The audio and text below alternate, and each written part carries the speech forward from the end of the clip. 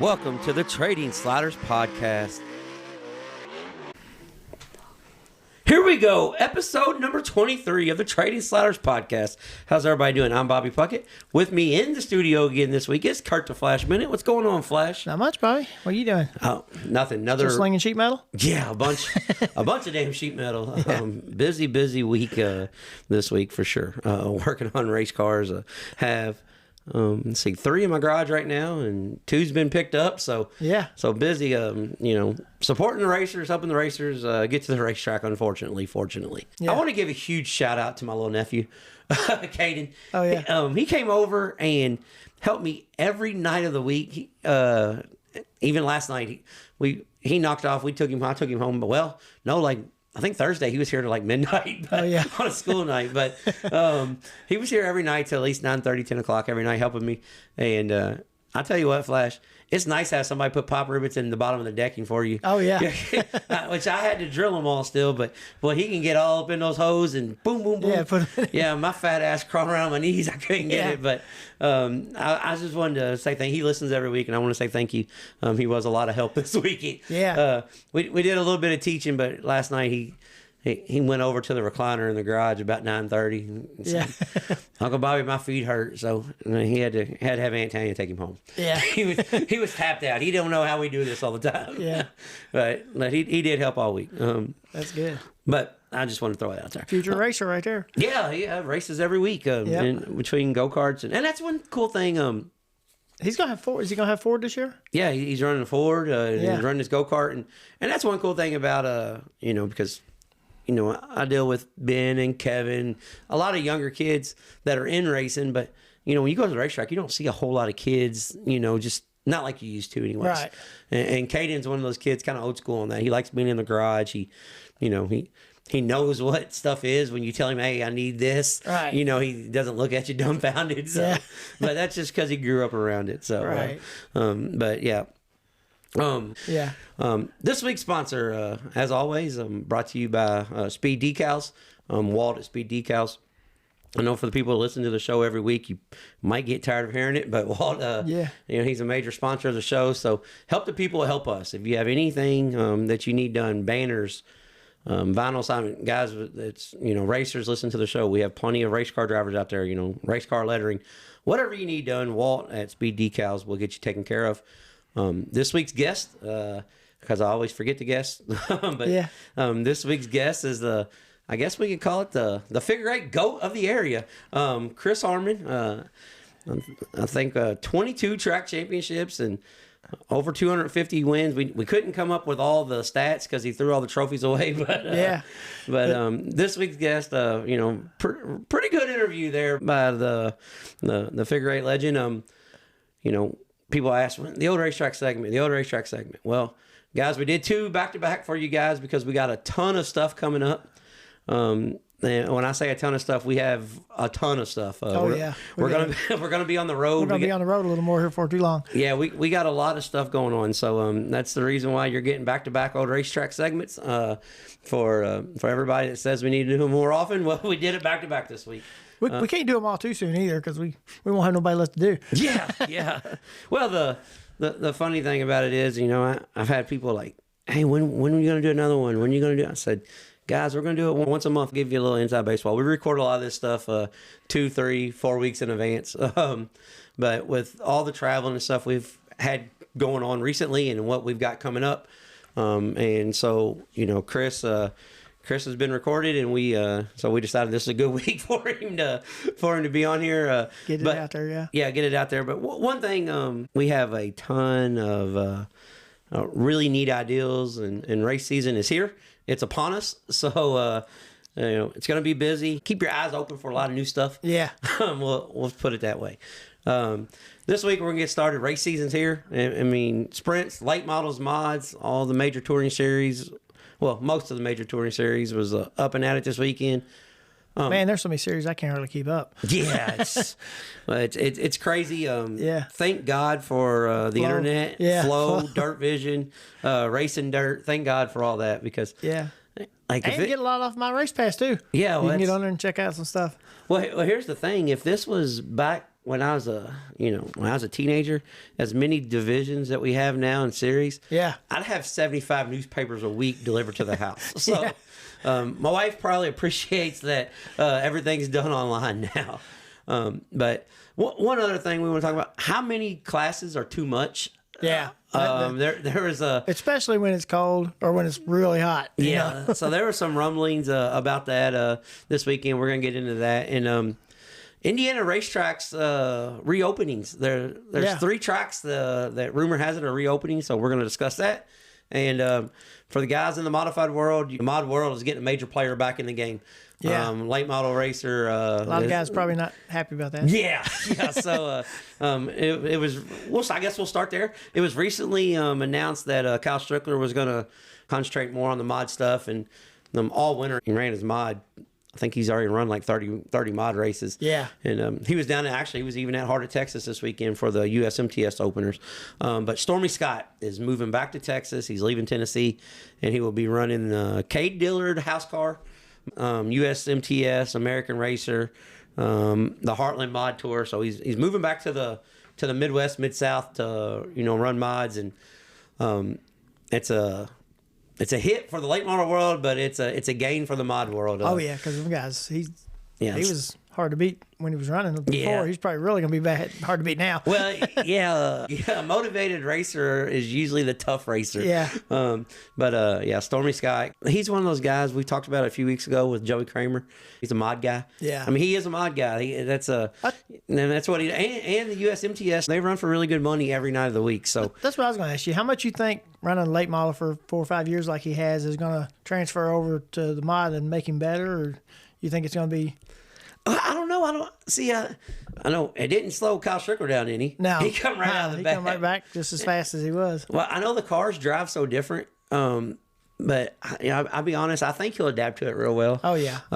Because the guys that struggle are the guys that started in late model and then go back to mods. But the guys that start in mods and go to late models, they can always go back pretty easy. Yeah, I think they just got it figured out, because the tires, the main thing is just getting back on small tires. Well, because the modifieds, let's face it, they're almost late models now. Yeah, I mean, they're late models without fenders. Yeah. But the speaking of the tire, the only thing that kind of not sucks, but tougher on his end, he's going to the USMTS USRA tire. Yeah. And that's a really hard, narrow tire. Yeah. Yeah, with no sidewall. Yeah. So there's no flex in the tire for you setup guru geeks. Yeah. It's as Kenny Wallace once called them, hockey pucks. I guess smashing springs are a little different when you don't have no give in the tire. Yeah, so it takes a little, but he's got Cade Dillard, and if anybody's paid attention in the last couple of years, Cade Dillard modifieds are they're pretty spot on, so he'll be okay. He's not gonna have a problem, I don't think. Yeah, but he didn't make it down to Heart of Texas this weekend because I think this was just announced I think it was last Tuesday. Yeah. That the Category 5 house car program is kind of shutting down. They're going to keep their program up, help the customers, but as far as going forward, they're not going to have a house car. And those were turning into good cars too. I mean, they had some really good runs. Well, I think the reason why this is breaking, because rumor had it that Davenport was going to go switch over to Category 5. Right. But I think all that whole deal fell through the last second because of all this Longhorn factory support and. Right. Yeah. The he said, she said, we don't know how all that stuff works, but I do know that the modifieds in Texas, Missouri, Oklahoma, it just got a lot tougher. Yeah. It was probably already the toughest division in the country in that area, but it just got a lot tougher with Stormy Scott coming back to the mods. Yep. One thing I want to mention is Johnny Scott running mods back to mods now, or is he still? Oh, he's still doing both. Is he? Yeah, he's still doing both. Yeah. Yeah. Johnny Scott, he's a former USMTS national champion. Yeah. That's kind of like the Lucas Oil of the modified tour. I exactly. mean, that's tough. Which, I mean, this is totally off subject, but that kind of, when you think of it that way, and you think of Kelly Shyrock being a 9-time champion, that's really crazy. Oh yeah. But and a lot of people a lot of people in the late model world never even heard of Kelly Shyrock. Yeah, so but that's crazy. That's for a whole nother day. Yeah. That's for a whole nother day. We can. There's a lot of people around here don't realize there's racing out past Illinois. Yeah. Yeah. One day we're gonna do an all Midwest, to the West show because honestly, they're some of the best late model drivers in the country. I like Ethan Dotson. Yeah. I mean, look at Ethan Dotson. You know, he moved to the Midwest 4 or 5 years ago, set the world on fire in the modified world. And like right now, you know, he was in contention to win 2 late model races this weekend. Right. But before we get on to the stuff that went on this weekend, one thing I want to talk about, Flash, here in our area, Indiana racetracks reopening, kind of. Yeah. There's 3 racetracks that 2 of them have Facebook pages, so they're going forward. The third one, we'll talk about it last, but it's usually if there's smoke, there's fire. So yeah, that's what usually happens. But the old, I know you're not got the fondest memories of this place, but the old camp, Boswell Daughtry Speedway. But I might keep my car just for that reason. Yeah, because that place was so much fun when I was racing. The couple laps I made. But the old Daughtry Speedway is set to reopen. I think they said June. It's gonna be named the Adrenaline Motorsports Park. Oh, yeah. I think they're putting some side-by-side stuff over on the backstretch and stuff. But that's probably a good name for it, though. Yeah. So they got a Facebook page. And this one here, the one my wife's not going to be real fond of, this one's reopening. The old Union County Speedway up in Liberty. Yeah. They changed the name. It was 44 Speedway, too. It was 44 Speedway and Union County Speedway. So these guys, and it's in Liberty, Indiana. So the new guys decided, hey, we're just going to, encounter all of them. And it's going to be Liberty 44 Raceway. So had some was it called Whitewater too? Yes, it was called Whitewater. Okay. I thought it was. I had some guys I raced with tried to get me to go up there, and I never did make it up there. But when I had my pure stock car. Well, Flash, let me tell you about making it up there. It's funny you said up there because when you pull in the property, you go up there. It's like going up Mount Eagle to get in this place. Yeah. But once you get up there, all right, let me tell you. They said it was really dusty though all the time. Used to be. Yeah, like that's where Tanya had her first cinnamon nachos. she ordered nachos and she got cinnamon with them. Yeah. Because by the time we got back to the seat, there was so much dust. But that's not even the crazy thing about it. So you remember how Bloomington Speedway used to sit on the hillside down in coming off turn 4? Right. Yeah. You had the old board just stuck in the ground. Well, Bloomington Speedway's, that was the Taj Mahal of hillside seating. Oh, okay.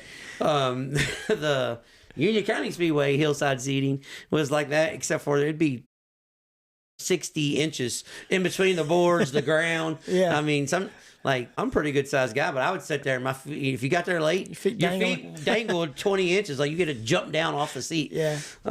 But the Big Dog 100 modified race, I seen Jeff Leake and Dan Hamster went side by side, lap after lap for a 100-lap modified feature race there.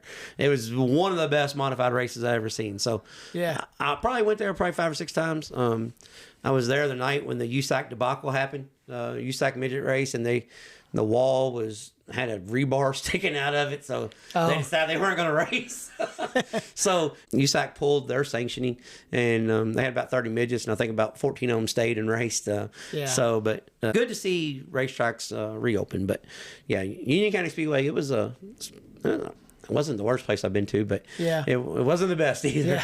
Yeah. Maybe whoever gets it will get a little work on it. Well, Union County was a place where Dave Despain had for a while. Yeah. The guy that used to work with ESPN and stuff, he promoted races and stuff there for a little bit. It's up there from where he's from. Yeah.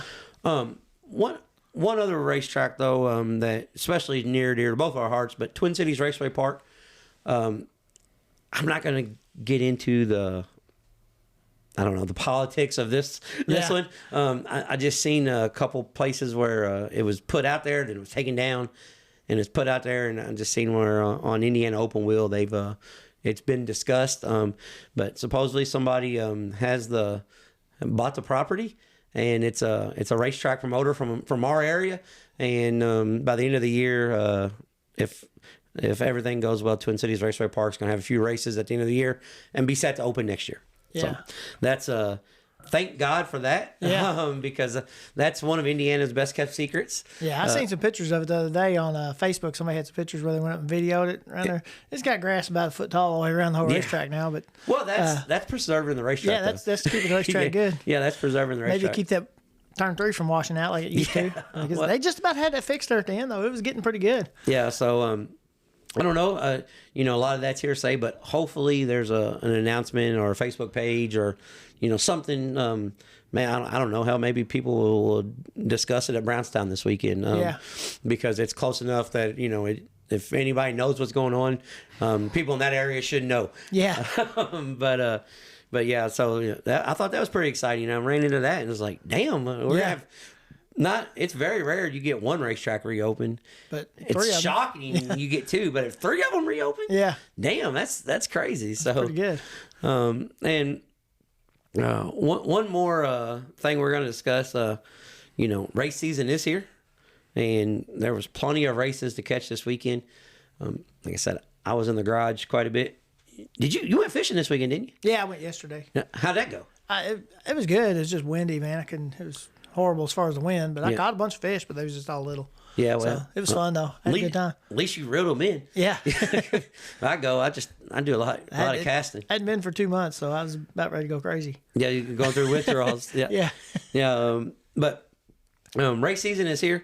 First thing we're going to talk about is the spring nationals that went on in Georgia this weekend. 30 super late models for the Schaefer's Oil Spring Nationals. Friday night they were at Swainsboro, Georgia. And Flash, I want to say this. Let me hold on. I was about to say something that somebody was going to call me out on. Yeah. I don't think Swainsboro is the greatest racetrack in Georgia because you have North Georgia and, it races really well. And Screverin races really good. But Swainsboro races really good for a southern racetrack. Oh, yeah. let me say it politically correct. Yeah, so, it's close to a Midwest racetrack. Yeah, it was wide. You can run the top. I was pleasantly surprised with Swainsboro. That's one place I've never been. And I wouldn't mind going by the looks of it. It looks like the front stretch looks like you want to watch the races from the pits. Front stretch has got a press box / bridge / going out to the flag stand. It makes it a little tough seeing coming off turn 4. I think if you sit in 4, you're not going to see 1 and 2. If you sit in 1 and 2, you're not going to see turn 4. So. Well, if that's the case, I'm sitting in 1 and 2 because that's where they were ripping the top. Yeah. Well, I don't know. The camera was on that side. Yeah. 4 may have been great too. Who knows? Yeah. But Chris Madden took the win over Will Harrington and Trey Mills, and the Schaefer's Oil Southern National or Spring National stuff was all in flow this weekend. But I said Chris Madden was pretty much checked out for a while, but Ethan Dotson found the top, and as we talked about Dotson earlier, he found the top, took off rolling, and Ethan Dotson was marching to the front. I think he was like 6th. He ran from 6th to like second. And he was all over Madden there for a while, but Ethan Dotson, when we talk about modified guys, that are modified guys, and he's making a transition. Most modified races are 25 laps. Yeah. That 153, his right rear didn't quite make it. He used his stuff up a little bit, but I don't think it wasn't 53 that night. It was 40. Yeah, it's 40 that night. 53 the second night. I think he still used it up a little because he was blasting the top. Yeah. The last 3 laps he faded. So Will Harrington got second, Trey Mills ended up third, and I think Dotson ended up fourth. Saturday at Sonoya, they had 30 super late models. Place I've been here, Flash. Yeah. Sonoya usually races really good, but just like any place in America, occasionally you throw out a dud. Yeah. This week they threw out a dud. Yeah. It's just it's early in the year. The supers anyway. Now I watched the red clay race right before that. The 602 race. Yeah. It was really good. Yeah. They was able to run the top and bottom anywhere they wanted to, but just with the big motors, they just couldn't get them hooked up middle to the top on them. Well, here's the thing. If guys like Corey Hedgecock, Ethan Dotson, and Ashton Winger can't rip the fence, you're not ripping the fence. Right. It's just because they all tried. All three of them tried. That surprised me, too, with Corey starting on the front row. I figured this was over. But that's gray clay, not red clay. Yep, exactly. So it was a little bit different. But But the first 3 laps of the race was really good. Oh, yeah. Overton and Hedgecock, ran side by side. Yeah. And I'm not going to say it took rubber because I've been there. I don't think that place really takes rubber. No. It just took one groove. Everybody ran that one groove. And I think what little bit of stuff that was on the track was through across the center, and you just couldn't get nothing out of it. The announcer kept talking about the gumbo. I was like, this doesn't look like the gumbo I'm used to. Yeah, no, that was... It might be for hot laps. Yeah. Well, it... I mean, you got to remember this it's laid over top of an asphalt track too. So, usually the track is pretty good there, but it's just early in the year. Yeah, and they just It's just sometimes it's good, sometimes it's not. Sometimes you miss. Well, they was talking about the wind blowing like 100 mile an hour per the other night too. Yeah. So, that dries everything out instantly. So. Well, last time I was there, the wind was blowing. We was damn near. Me and Jackson Barber was damn near in a tornado. Yeah. Yeah, I mean. Apparently, that's about what it was like last night. Yeah. But Cody Overton took the win over Ethan Dodson, National Winger. Not really much to say about that. But it was on flow. They had 30 late models. Looked like they had a pretty decent crowd. So, hats off Sonoya. Clarksville Speedway this weekend had the plunger and the toilet bowl. And I've seen that Scroggins, for all the good that he does. And I'm going to start off by saying this. I'm a fan of Scroggins. I am a fan of the way he promotes his racetrack. I'm a fan of the way he doesn't take no shit off anybody. I mean, he don't care who you are. These are the rules. If you don't like it, leave. I'm cool with that. Yeah. But I'm kind of on the agreement with the keyboard warriors this week. 12 divisions when the temperatures are in the 20s and the wind's blowing 30 mile an hour. Yeah. It's probably a little too much. Yeah. That's especially for the toilet bowl when you know you're going to get decent car counts. I think they had 26 super late models and like 22 mods each night. Yeah. So you probably don't need 12 divisions. I mean, that's how you keep your wife, your girlfriend, and your kids from coming to the racetrack with you. That's the only bad thing. Well, let me put it this way. I spoke to somebody that was there that left super early because of the coldness. Yeah. And never even seen the late models hit the track. Yeah. And they started fairly early too. You know what I'm saying? So right. But I did see where there was a lot of complaining. But hey, it is what it is. You kind of know what you're going to get when you go south. Yeah. That's just too much. Yeah, I've raced there, and the slow move's a little slow, but it's not. Yeah. I mean, it's not horrible, but it's just when you got that many cars, it's hard to keep the show rolling really good anyway. Yeah, 187 race cars Saturday. Yeah. So 190 cars. And that's not an easy track to run on. I mean, a lot of people don't realize that's a bull ring, so you're going to have cautions and everything. Well, and not only that, it's not easy to get in and off the track. Right. There's one way on, one way off. So, like, if you got 20 cars going to pull on the track and you got 20 leaving, but they got to cross the infield and then exit back out the same way they come in. Well, when you qualify, you're only going to do like 10 cars at a time because that's all you can fit on that stretch in the infield going across there. Yeah. So, and you're in the South, they qualify every division. Single car, yeah. Yeah, they even qualified the push trucks one time. Yeah. But Jason Riggs took the Friday portion of the late models. I think it paid $3,000 to win, and Lucas Lee took the modifieds. And then Saturday, Ricky Weiss out of Canada took the 7,500 to win late model race, and Lucas Lee again took the modified. So you're in Lucas Lee hometown, but modified field. I mean, you had Bradley Young out of Indiana. You had Lucas Lee, Trent Young. I mean, there was a bunch of Rick, the Destroyer, Rick and Noyer. Trent Young usually runs good there too. Yeah, Young ran second Friday, and he ran third Saturday. The Destroyer, Rick and Noyer, ended up running second last night. So that was pretty cool. Yeah. And then on flow Friday and Saturday, the Silver Cup at the Silver Dollar Speedway. Quite frankly, was probably the race of the weekend. Well, could have been. I don't know. We couldn't see the CRA stuff, but we'll talk about that. But probably the race of the weekend. Friday night, Shane Golubic took the win over. I always screw this kid's name up. I'm bad at names. Brandon Sharamonte and Caleb Montgomery. I'm pretty sure I'm butchering his name, but really good race. Track was choppy with the big cushion. California style, cowboy up. Yep. It was really good. Shane Golubic is a guy that I think he needs to be on a national tour. Shane Golubic probably don't want me saying this, but I'm sure all the competitors on the West Coast want me saying this. Yeah. He damn near won the Chili Bowl. I mean, but Shane Golubic is a guy that needs to get out and hit the national tour. He is phenomenal, especially on the bull rings that have character. Yep, I think his character like it. He's good. And then Saturday, I said the race of the weekend by far.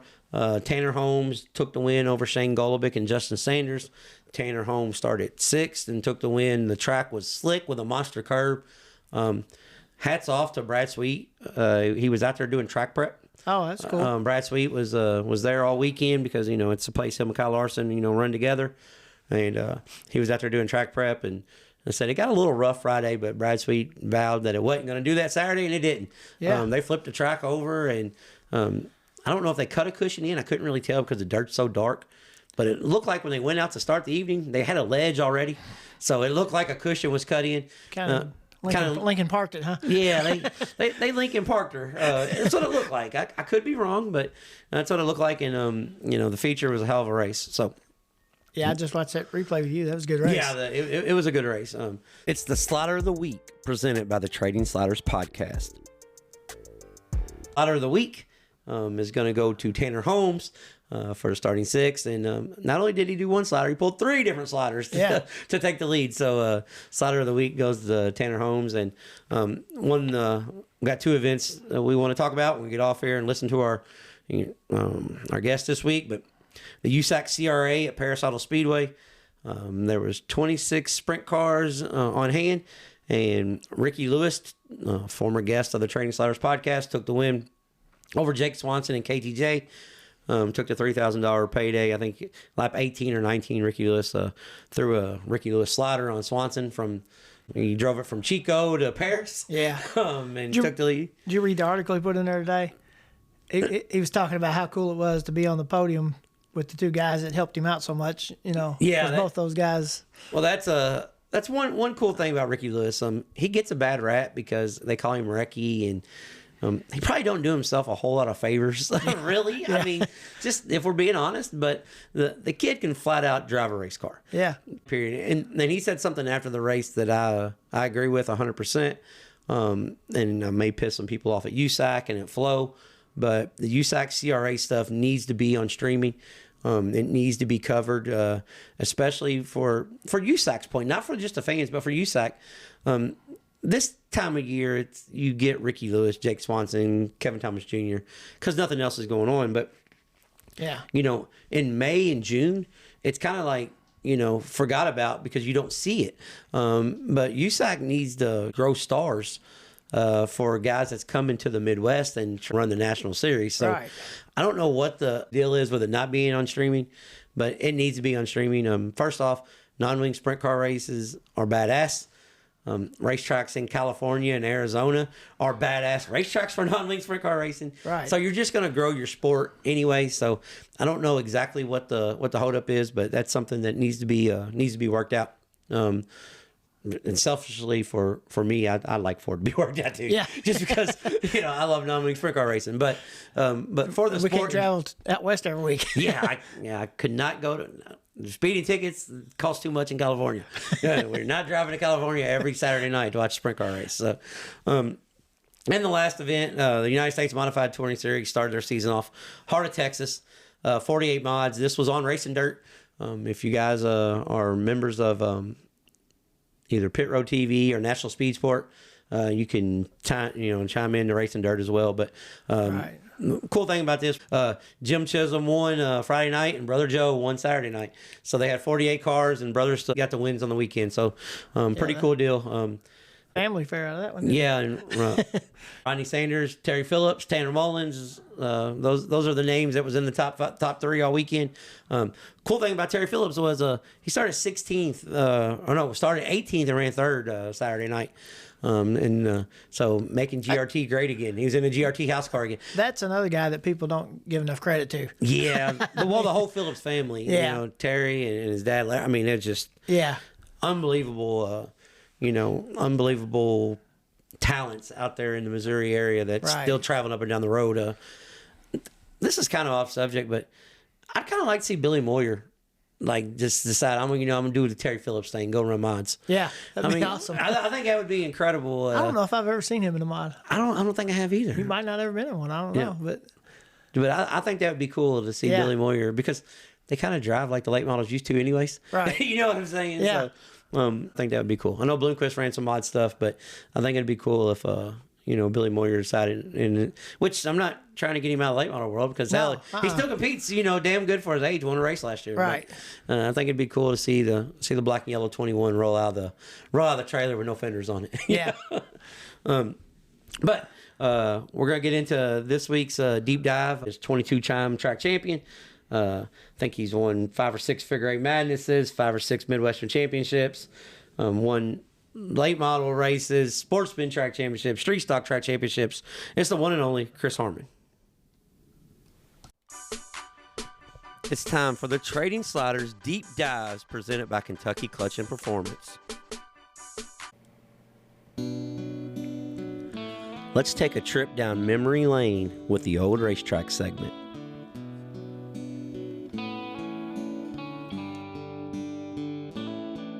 We were there every Friday night when we were kids. We would sing along to "We Will Rock You" as they pulled out the pits. Did you pull for Blackwell or Harmon? Did you go just to see some carnage?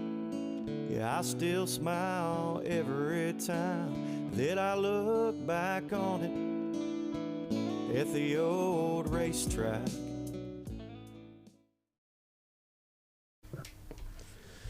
Here we go, ladies and gentlemen. On this week's Deep Dive, we have the 22-time track champion. Does that ever get old? No, I don't get old. No. On this week's Deep Dive, old Racetrack segment, it is Chris Harmon. Everybody's asked, when are you going to have Chris on? I said, guys, Chris lives next door. We'll get him on.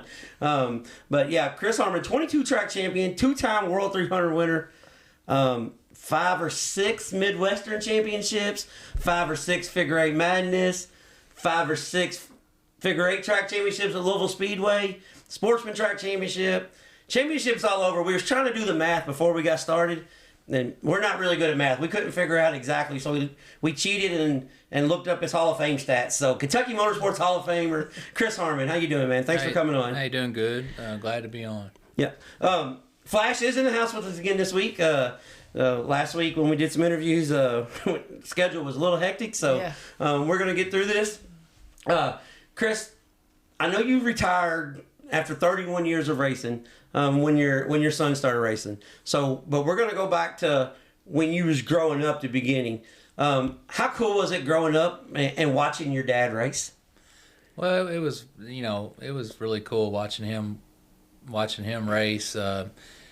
I started watching him race at the Fairgrounds Motor Speedway, and then of course later on at the Sportsdrome Speedway and the Speeddrome and tracks like that. And I loved going every weekend.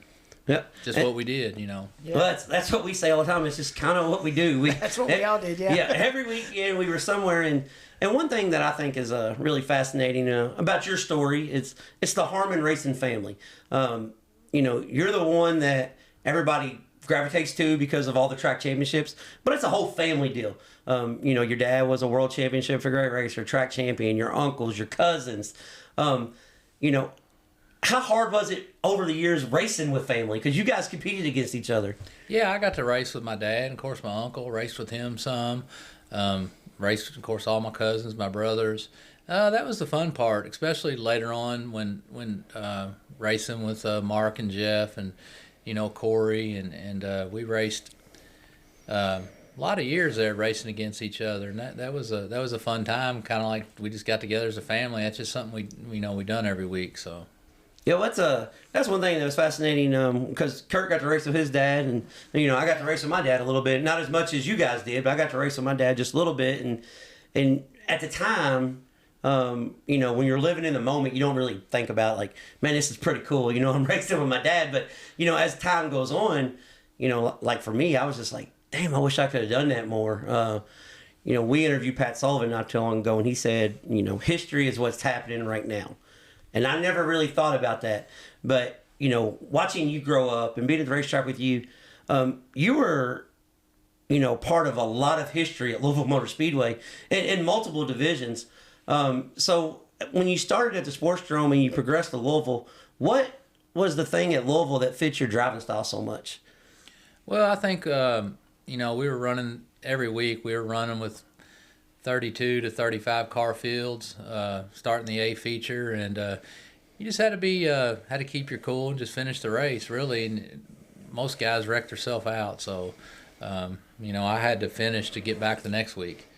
Yeah, it's funny. We call you guys the old guys. When all the old guys, when we talked to you, that was the number one thing was, if I didn't make any money, I wasn't going to race next week. Right, that's the way it was. If you didn't, you can't spend your bill money to race on, so we had to, and back then the races were actually paying just what we're racing for today. So that's, Yeah. 30, 40 years ago. We were racing for the same money we do now, and we had the cars were a quarter of the amount probably of what we're spending. Yeah, so not even a quarter really.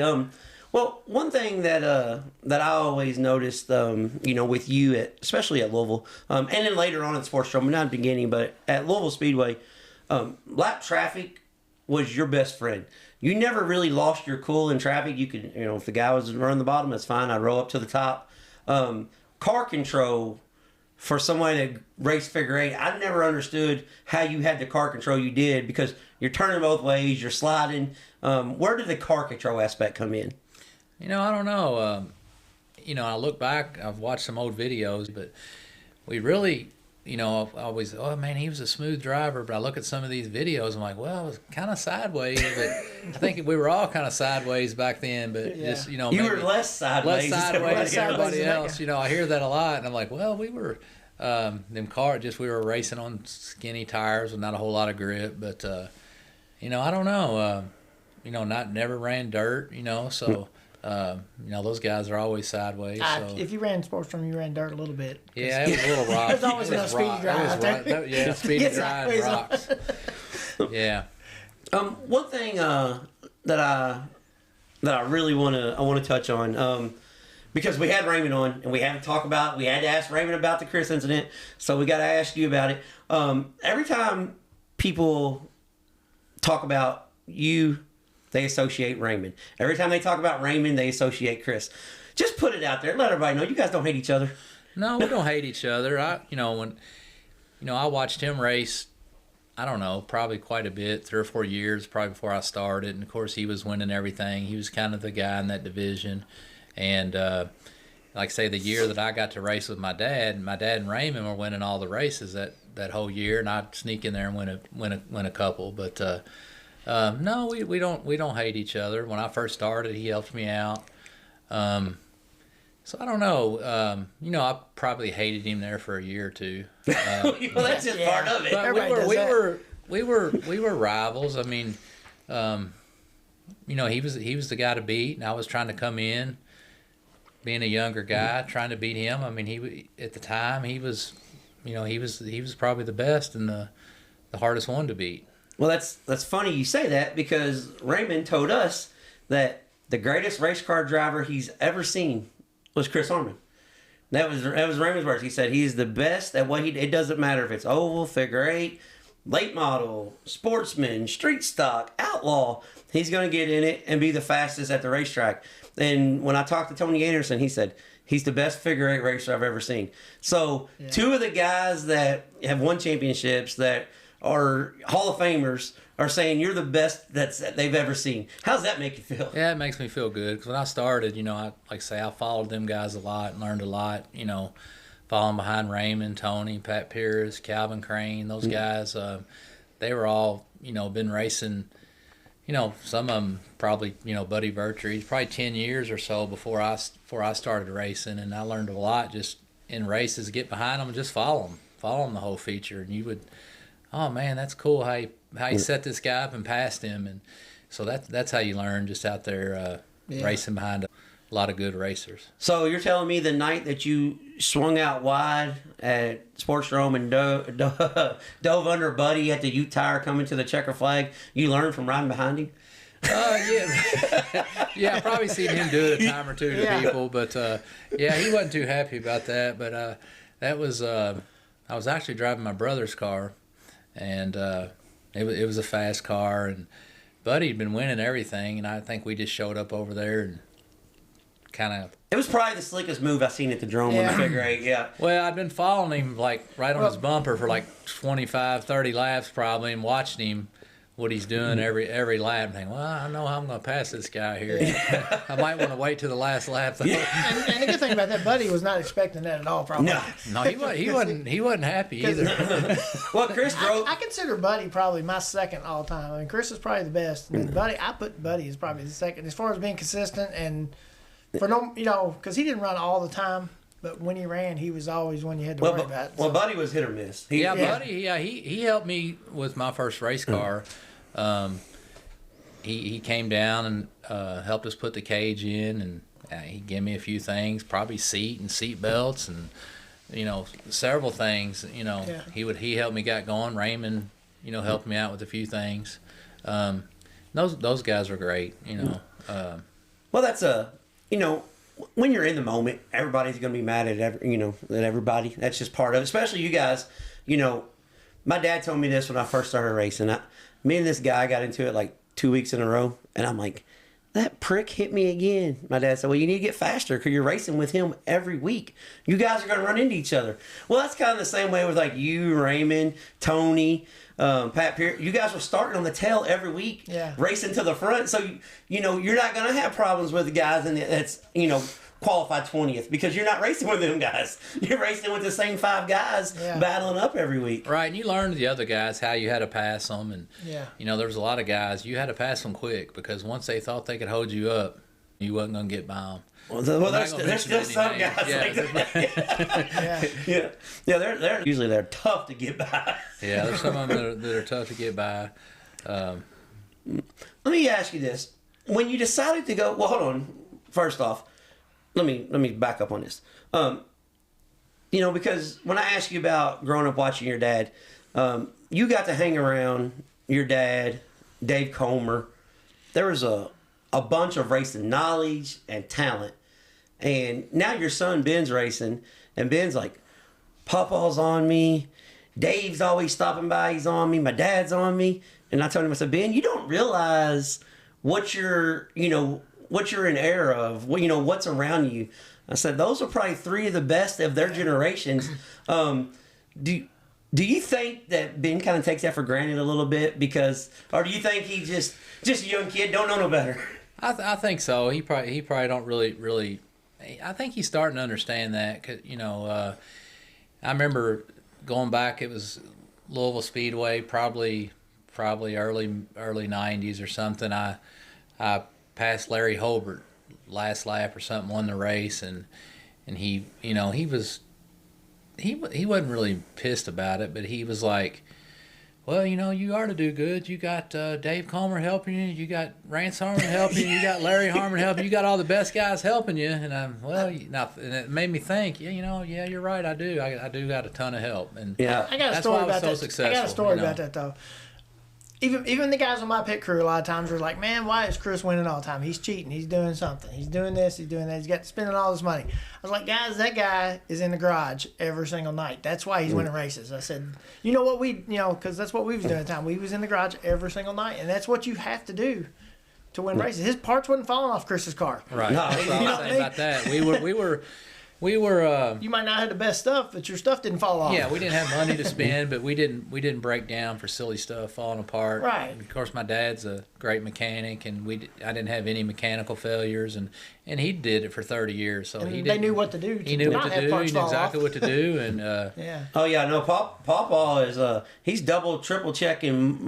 He's putting a wrench on top of a wrench to check another wrench to make sure it's tight. Yeah, He's checking everything, and like I say, with Ben racing now, with him being retired for 7, 8, 9 years, and Ben's got a full-time chief mechanic. Yeah, he just rides over, nothing to do. He's working on the car and making sure it's in good mechanical shape, and that makes a big difference. Well, see, we bounce around a lot, so with Ben racing, I was kind of part of the reason why he started when he did on accident.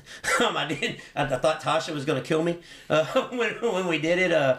But Ben found an old car. We were down Whitesville racing with Chris, and Ben comes up to me and goes, "Hey, can you run anything in this scrapper division?" And I said, "Hell, I don't know."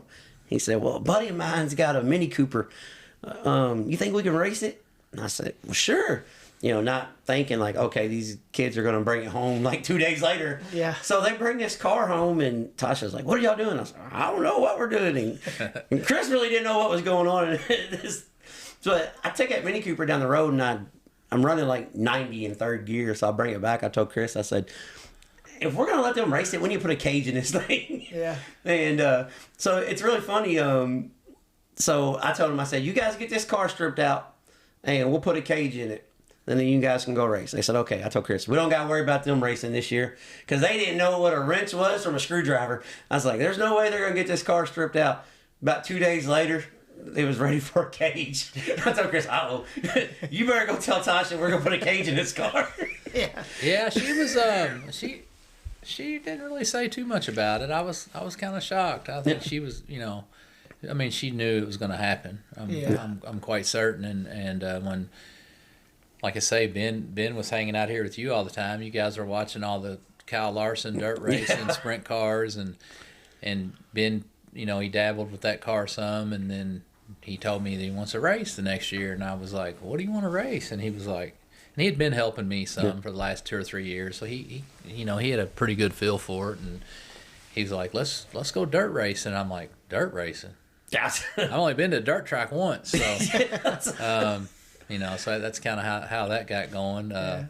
Him watching all the flow racing and stuff over here with Bobby. Yeah, if it wasn't for COVID, Ben would probably be racing figure eight right now. But COVID happened, and we couldn't go to basketball. A lot of guys don't know, but Chris and I coached high school basketball for a while, and we really couldn't do basketball. So we watched Kyle Larson, and then we decided to build a go-kart track in the backyard, and all of a sudden Ben's a race car driver now. he started racing. So. Yeah, and then when he started, me and Chris had this conversation. I was like, "So how much longer are you going to race?" He's like, "I don't know. I mean, my dad quit when I started, so I guess I'm done." And that's how it ended. So that's pretty much how it ended. Yeah. That's that storybook career right there. That's how it just comes to an end because we're sitting on the couch watching sprint cars. Yeah. Right. Yeah. You just don't have time. It's too hard to, if you're racing at the same racetrack, you could probably do 2 cars like that, because I did it for years and running 2 cars and 2 different divisions. Did it at Louisville Speedway a whole season, running figure eights and sportsmen's, and once Ben started doing the traveling and all, it was time for me to hang it up. Well, that's what I'm going to ask you about traveling. So you're in a whole different world now than you've ever been in. I mean, you traveled a little bit in your racing career, but when I say your racing career, you ran the same 3 tracks for the most part. And once a month you travel to Whitesville or Corbin or Rockcastle or Hounderham, Nashville. But as far as the travel, did you ever think you spend every weekend in a different state? No, I didn't think so. I tell people this all the time, that it amazes me at all the dirt tracks within 200 miles of here, all these big, fast, high banked racetracks that I never seen, didn't know existed. You know, in my age now, I get out and I see these places like, oh my God, I can't believe I didn't do this when I was a kid. That's the same way with me, because I grew up at the Drome every single night until I was 40 you get years out old. So. Now you guys needed a Richie in your life. Yeah. Because Richie took me all over. I was like, by the time I started racing, I had in my mind, I'm racing somewhere different every week. And my dad's like, no, we're not. And then after about 5 years, my dad's like, you can do whatever you want. I'm done. I'm tired. I never knew anything about dirt racing. And Huey Darnell would come in and talk about it and tell me about it. And I'm, tell me, you should go 3 wide, 4 wide. And I'm thinking, yeah, right. I ain't going to the dirt track. It's going to suck. And then Robert Earl, and I, got to hanging around with him and Scotty Hobart, and got, I went out to a couple dirt races, and it was a funny story. The first dirt track I ever went to was Scotty. Hey, you want to go to Ponderosa tonight? They're having a big race. And I'm like, yeah, sure. What time are you going to pick me up? He said, yeah, I'll pick you up. I think he don't pick me up. It's like almost dark outside. It's like 9 o'clock, and we're heading to. Oh no, he said, we'll be fine. We're gonna get there way before we start. And we get there, and we're going through this field, and I'm like, where in the hell are we at? And we come up in this track, and I see these lights, and we go to pay to get in, and they're like, well, there's no seats in the stands. I mean, you guys can probably stand in the aisleway and watch the race. And it was a whole new world there. I was like, oh my God. He's like, what the hell is going on? These cars? These guys are crazy, not us figure eight guys. Yeah. I was just amazed at that. And I went to a race or two, watching Scotty race, and but then. Never went back to another dirt race. Never crossed my mind that I'd ever really be back to a dirt track. And then Ben hanging out with Bobby here, they converted us over. Yeah, that's well, I wave that flag for everybody, not on purpose. I just I always tell everybody, I'll take you to a racetrack, and if you don't like it better, you don't have to go back. But the racing itself speaks for itself. I don't got to do much convincing once we get there. Yeah. So how neat is it going to all these new places? I think that's sort of the coolest thing about it, is when you go to see a new track. We'll venture, if we go up in Illinois and race, or down in Florida, and just all over Georgia. We've been to, I don't know how many different states. I think we figured 8 or 9 maybe at this point, or something like that. And what's funny is, like, when Chris and I was sitting there, talking about it, it's a couple months ago. Ben's raced in 9 states and more racetracks than Chris ever did in 31 years. Yeah. Yeah, he's 21 years old, and he's raced at way more tracks than I ever even thought about. So, and it makes him better. You show up at these different racetracks you've never been to, and you do have local guys that are racing there, been racing there for 20, 30 years. If you can come in and beat them guys that've been racing there for that long, you've done something. Yeah. Because you don't see guys. There's no guys coming into Sportsdrome that ain't never raced there and winning. No, that don't happen. No. I've seen guys try, but it just don't. It don't work. But you get out and race a lot of different racetracks, you get, you get a whole lot better. Well, that's what I was telling Chris when the whole thing started with Ben. I said, listen, the best way to do this, it's not the easiest by any means, but if you want to be successful, you got to run as many different tracks as much as possible, and it's got to be as hard as it possibly can. I said in 4 or 5 years it'll pay off. Then last year he ran second in the points in a touring series, which really stands out for a kid that's never raced anything before. And in 4 years he's competing on a touring series that travels to 7 different states. Yeah, and that says a lot for a kid that had no experience growing up at all. So I think you guys are doing it the right way. Sometimes is it the financially right way? No. No. I've spent more money with him racing than I ever spent in my whole career, probably. Yeah. But as far as making it as a race car driver and what he wants to do, you're doing it the right way. Even if some nights it feels like you're beating your head against the wall because because it's tough. It's tough on the road. When you go off 200 miles away and it's 2 or 3 in the morning, you're driving down the highway. Yeah, you get to thinking about that. Yeah. So, you're like, damn, I sure wish we was at Brownstown tonight. Is this the best decision? Right. Right. That long drive home sometimes will get you. Yeah. But Ben is driving the truck and trailer now, so maybe I can stay on my phone and play games on it and sleep in the back. There you go. Yeah. And then and tell him how hungry you are, so he don't have a place to pull off. Right. Yeah. Mad at me because I'm not taking him to a restaurant somewhere. Yeah. When you're out racing it, you're especially when your haulers start getting bigger and your trailers getting bigger, you're going to the truck stop. Yeah. We're Chris and Ben and Kevin and Rance. They travel up and down the road together, and that's one thing I want to talk about. I think your dad might be having more fun than any of you guys right now, because you said you had no idea it existed, but you've been to a couple tracks. He really had no clue any of that went on. Yeah. I think he's enjoyed the dirt racing. You see a lot of good races, and you see a lot of good races at Sportsdrome and Speeddrome and all those tracks too. But I feel like on dirt you're seeing it more consistent. Well, it's the racetrack plays such a big role in that. Changing. And you don't get 4 days of practice.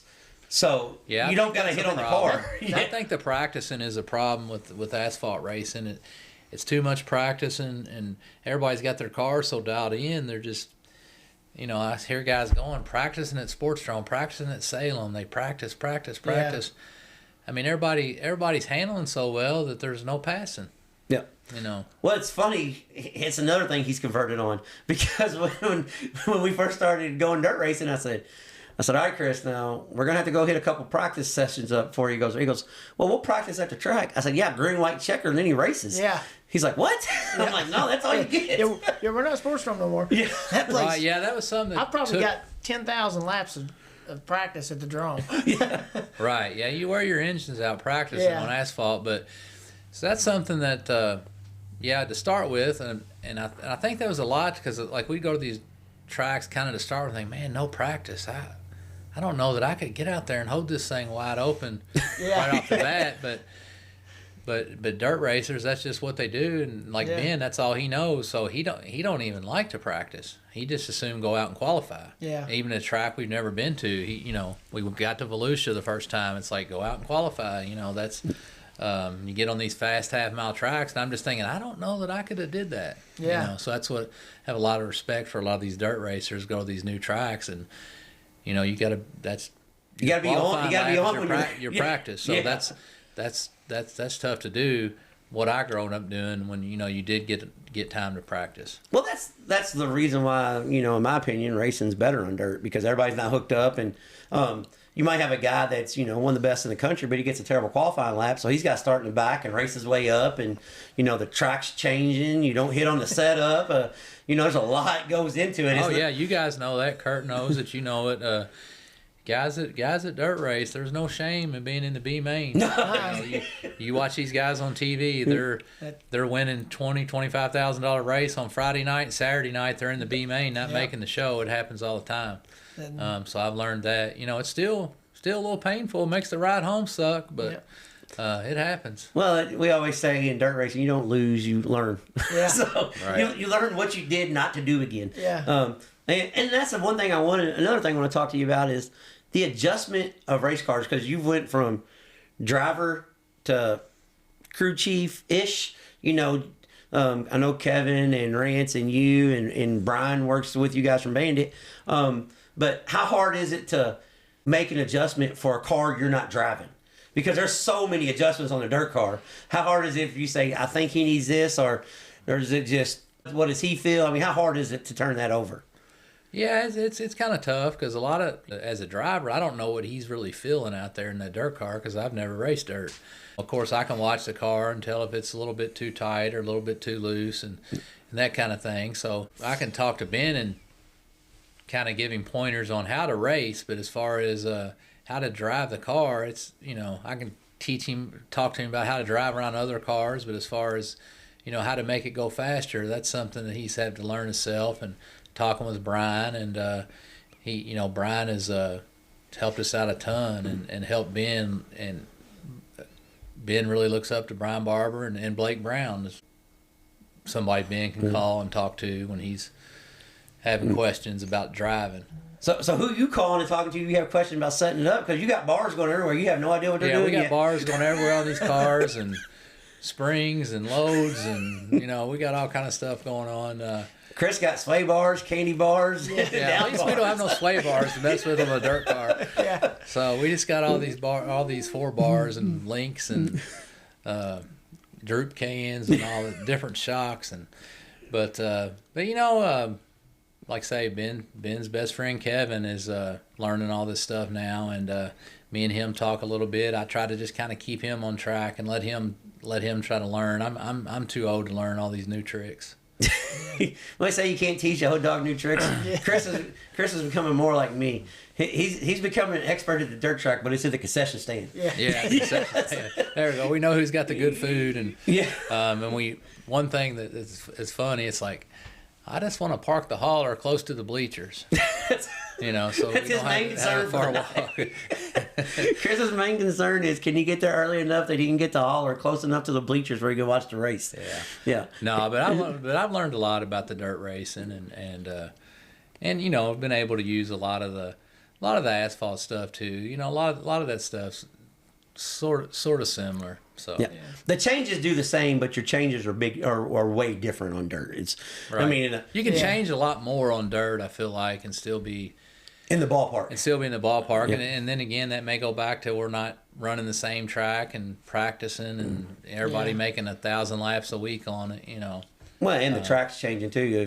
Just think how it would have been if you was at the Sportsdrome and they put a ute tire in the middle of the intersection one week. You got to drive around it. Well, the only thing they ever changed at the Drome was if it rained on the water came up to 1 and 2. On turn 2. Yeah. The track leaked and you had to run it a little bit different. That made a difference. So just think all those years you was racing. It was at Louisville Speedway. They just parked a pace car in the middle of 4 one night. So guys racing around it, because that's basically what happens when hoes get in the dirt track. Yeah.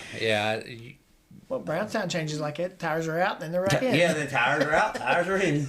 Yeah, they change the dirt track. Yeah, they move the U tires out. And you're like, what? What's going on here? You know. Well, so all the success you had in the figure eight car, and then you went to sportsman racing. And then it was your second year you won the sportsman championship, right? Because the first year you went, didn't you run like second in points to Winders? Yeah, I ran second in points my first year in sportsman at Louisville Speedway. Chuck won. I had his old car. A funny story about that. He was telling my dad one night. He said he didn't make the trophy dash, and I think they had 4 cars in the trophy dash at the time. And Chuck had a brand new car, and he said he was telling my dad, that's pretty bad that all 4 of them cars out there in that trophy dash are my old cars, and my new car I can't even make the trophy dash. Well, it was the Oscar Mayer, was it the Oscar Mayer Top Dog trophy? What was it? What did they call that?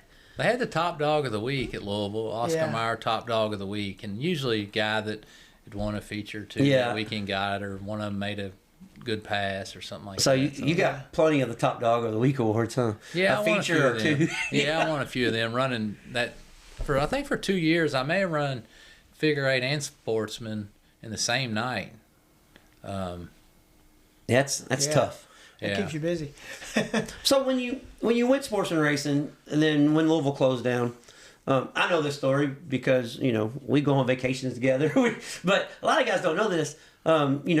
They thought, well, maybe Chris just took a few years off, but you actually went and ran super late models for a couple of years, didn't you? Yeah, I went and ran super late models. Of course, I working at Kentucky Clutch for Dave Comer. He was a super late model racer and won all over, and actually he was wanting to kind of get back into a race car, and I guess he was probably in his mid 60s at the time, maybe early 60s, and he was telling me, well, why don't you get one? So he helped me get that going, and we ran several tracks: Salem, Nashville, Bowling Green, Whitesville. The dirt track at Rock Castle was the asphalt track. It was called I-75. We raced there some, and Corbin, Highland Rim, a lot of tracks run the late models, and had some success. Well, hell, you won a super late model race at the bad fast Salem Speedway. So I say you had some success. Yeah, won there in a late model 100 lapper, and won a lot of features in them cars at Whitesville and at Bowling Green, and at the I-75 Speedway. So I did that for, I don't know, 4, 5, 6 years. We used to go race at Salem, and it was, and of course I didn't have the equipment. A lot of them guys did, but we tried, did our best. But it was funny when you go up there and race. It was if you could come home and only lose $500 or $600, man, you were happy. You had a good race, huh? Yeah, you were happy. And I had Bill Bruner helping me, and Scott Bruner. They were my crew, and of course they worked on the car and put in a little money here and there. But yeah, we had a good time doing that. And got out and run some oval races, and learned a lot. And then after a few years of that, you decided, I'm going to come back to the Sportsdrome and win 5 or 6 more championships, huh? Yeah, I did that and come back to Sportsdrome, and they had some good races at the Sportsdrome for our division, for the figure eight guys. We were running. We wasn't running for anything less, I don't think, than $1,000. It was like big races, 3,000 to 5,000 to win, 1,500s about every week, and actually we won some decent money over there, for a few years. Well, the one thing I want to talk about, when you transitioned to the Outlaw Figure Eight, I remember the first Outlaw Figure Eight car you drove was your Uncle Larry's, and it still looked like the street stock cars basically in racing with the Outlaws. How different was the Outlaws versus the street stocks, because they were essentially super late models. So how different was them? What were they actually driving them? Because there for a while you was on some crap tires. So yeah, we were on crappy tires, and they just had a lot more power. The engines were a lot better. The steering, of course, they steered a lot different. Them rack and pinions were steered a whole lot faster than the old gearbox cars. not like now these guys got good gearboxes. When we started, we had just stock gearboxes. You really had to turn the steering wheel. And then you had the Z box. Well, if you found a Z box off a Camaro, you was doing good. Yeah, I didn't find them Z boxes. I was used to like the 16-1 stuff. I didn't get the Z box and stuff like that. It's funny. My brother Jeff bought an old car. Back then, you could buy good race cars for $500 or $600. And now you can buy a Z box for $600. Yeah, $600. My brother Jeff, he bought a car. He had totaled his, and I think I might have given him his first car, just kind of some of my old spare parts. We built him a car, and he was doing real good. Totaled the car. He bought a car off Dennis Snow, real nice Monte Carlo for about $500. Probably been raced a season, and he took it out. And he's like, he wanted me to get out and take it out, and I was like, man, you gotta take that Z box off there. That thing steers too quick. That sucks. Let's take off that good gearbox. Yeah, so we put a stock gearbox on it, welded the rear end solid. I think it probably had just a couple teeth welded up here and there, and it was all ratcheted around. I welded the rear end up solid for him, and hell, he started beating me. Yeah. Well, I'm glad you mentioned Jeff, because you never seen this, but when you were racing, he may have been your biggest supporter ever. He's cheering, screaming, "Get him, Chris, stick it in there." And your dad's sitting there, "No, don't stick it in there. That's why you're sitting over here with us. You done tore your shit up, Yeah. but the family atmosphere of it, to me, it's really cool. Because I never got to really race with my brothers. Well, one of them didn't race, but when when I quit racing is when he started, so we never really got to race together. How neat is that?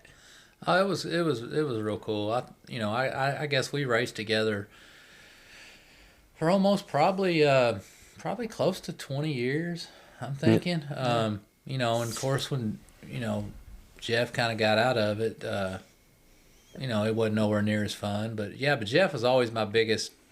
When I was racing at Louisville Speedway when I first started, of course Jeff was my main helper other than my dad, and and I knew once he started racing, I was going to lose that helper, but I didn't. He still was probably one of my biggest fans, and it was never my fault in Jeff's eyes, no matter what. Yeah, no matter what.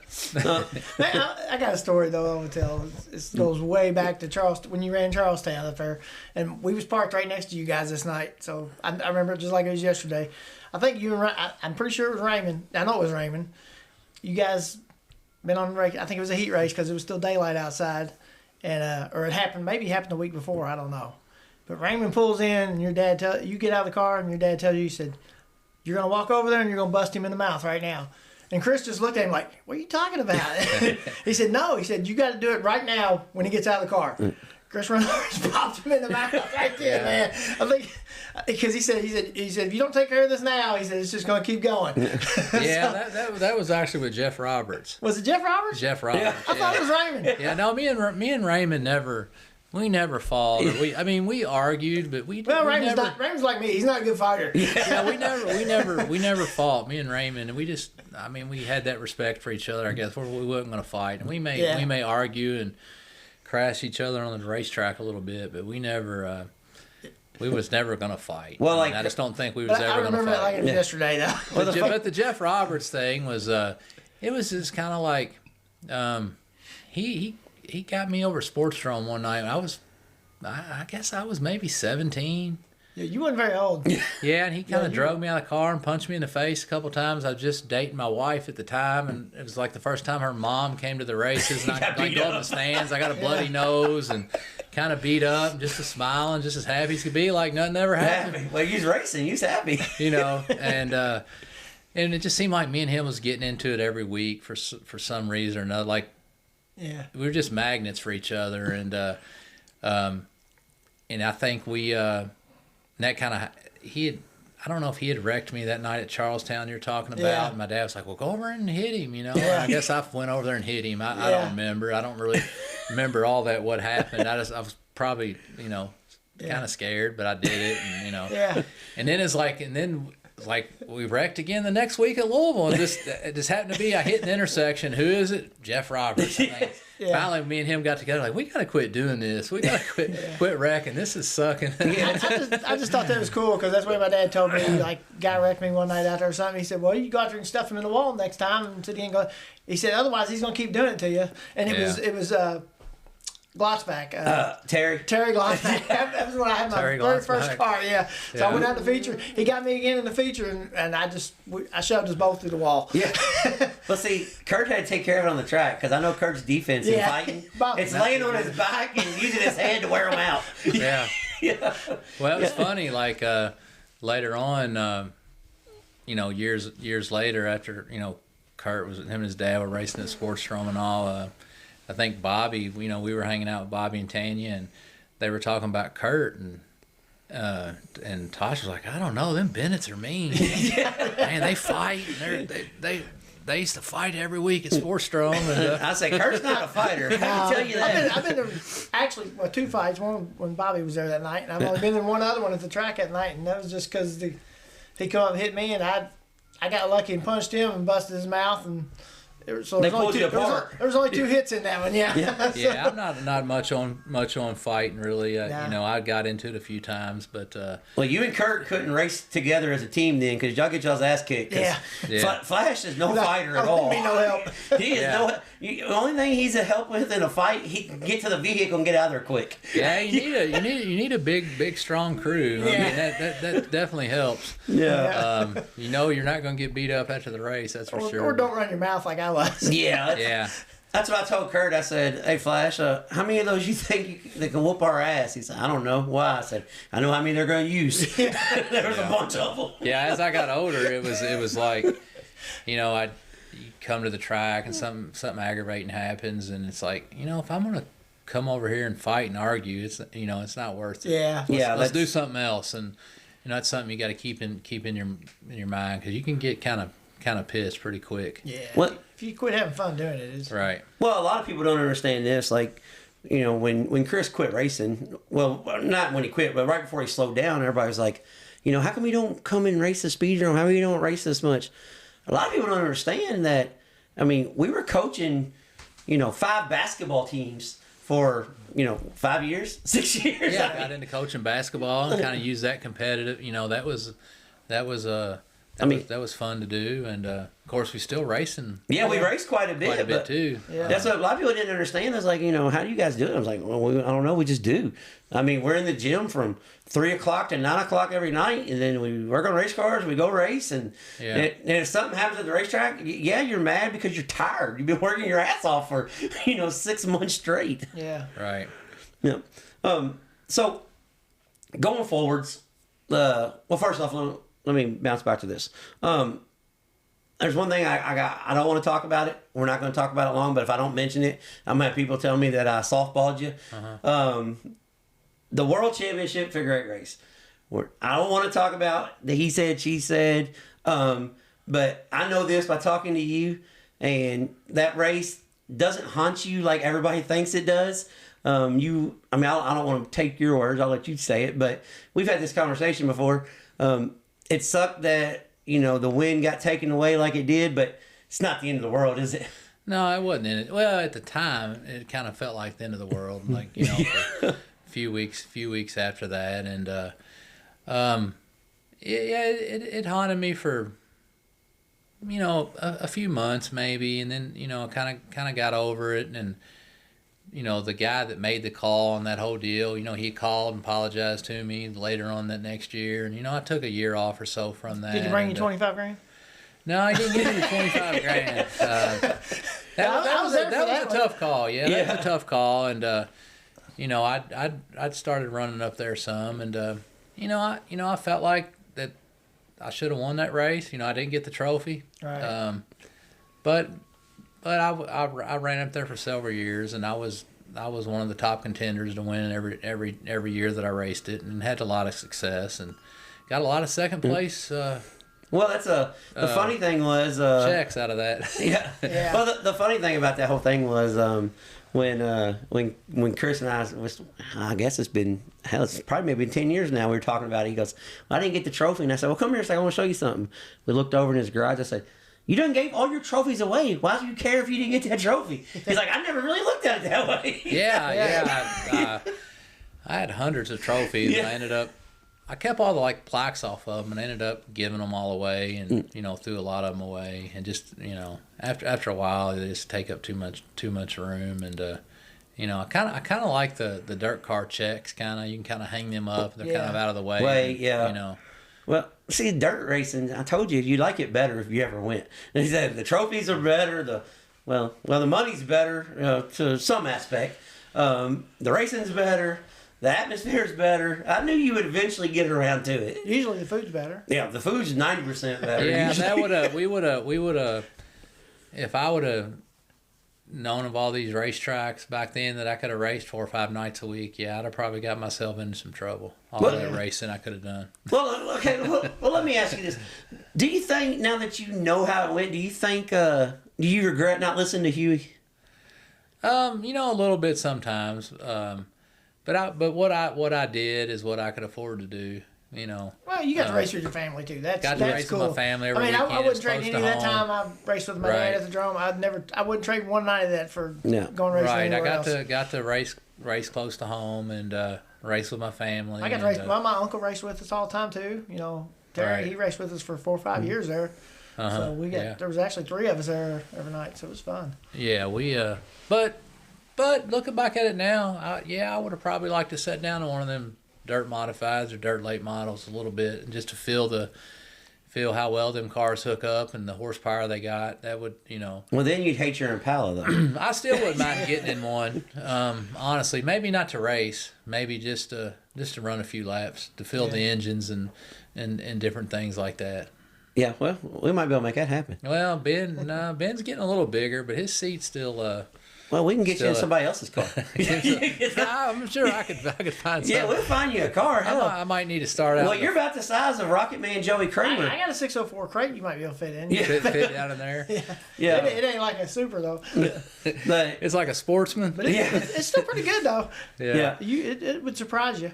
Mm-hmm. Yeah, well, that's what I tell people when they ask me all the time. It's like, well, when's Chris going to race again? I said, Chris isn't racing again. Yeah. No. He's not going to be done forever. I'm like, no, I'm pretty sure. I'm not going to speak for him, but I'm pretty sure he's pretty content with what he's doing. Yeah, I'm content with what I'm doing. Not to say I hadn't thought about it, but I think last year I got in Buddy Vertrees' Outlaw Figure 8 car over Sportsdrome, made some laps, and I was super excited to get out there and run a few laps, and I got out there and did it, and then I was kind of like, I don't know that I need to do this every week. Yeah. And I had more fun going racing with Ben and doing that, and me trying to race at my age now, it's just almost being a little selfish.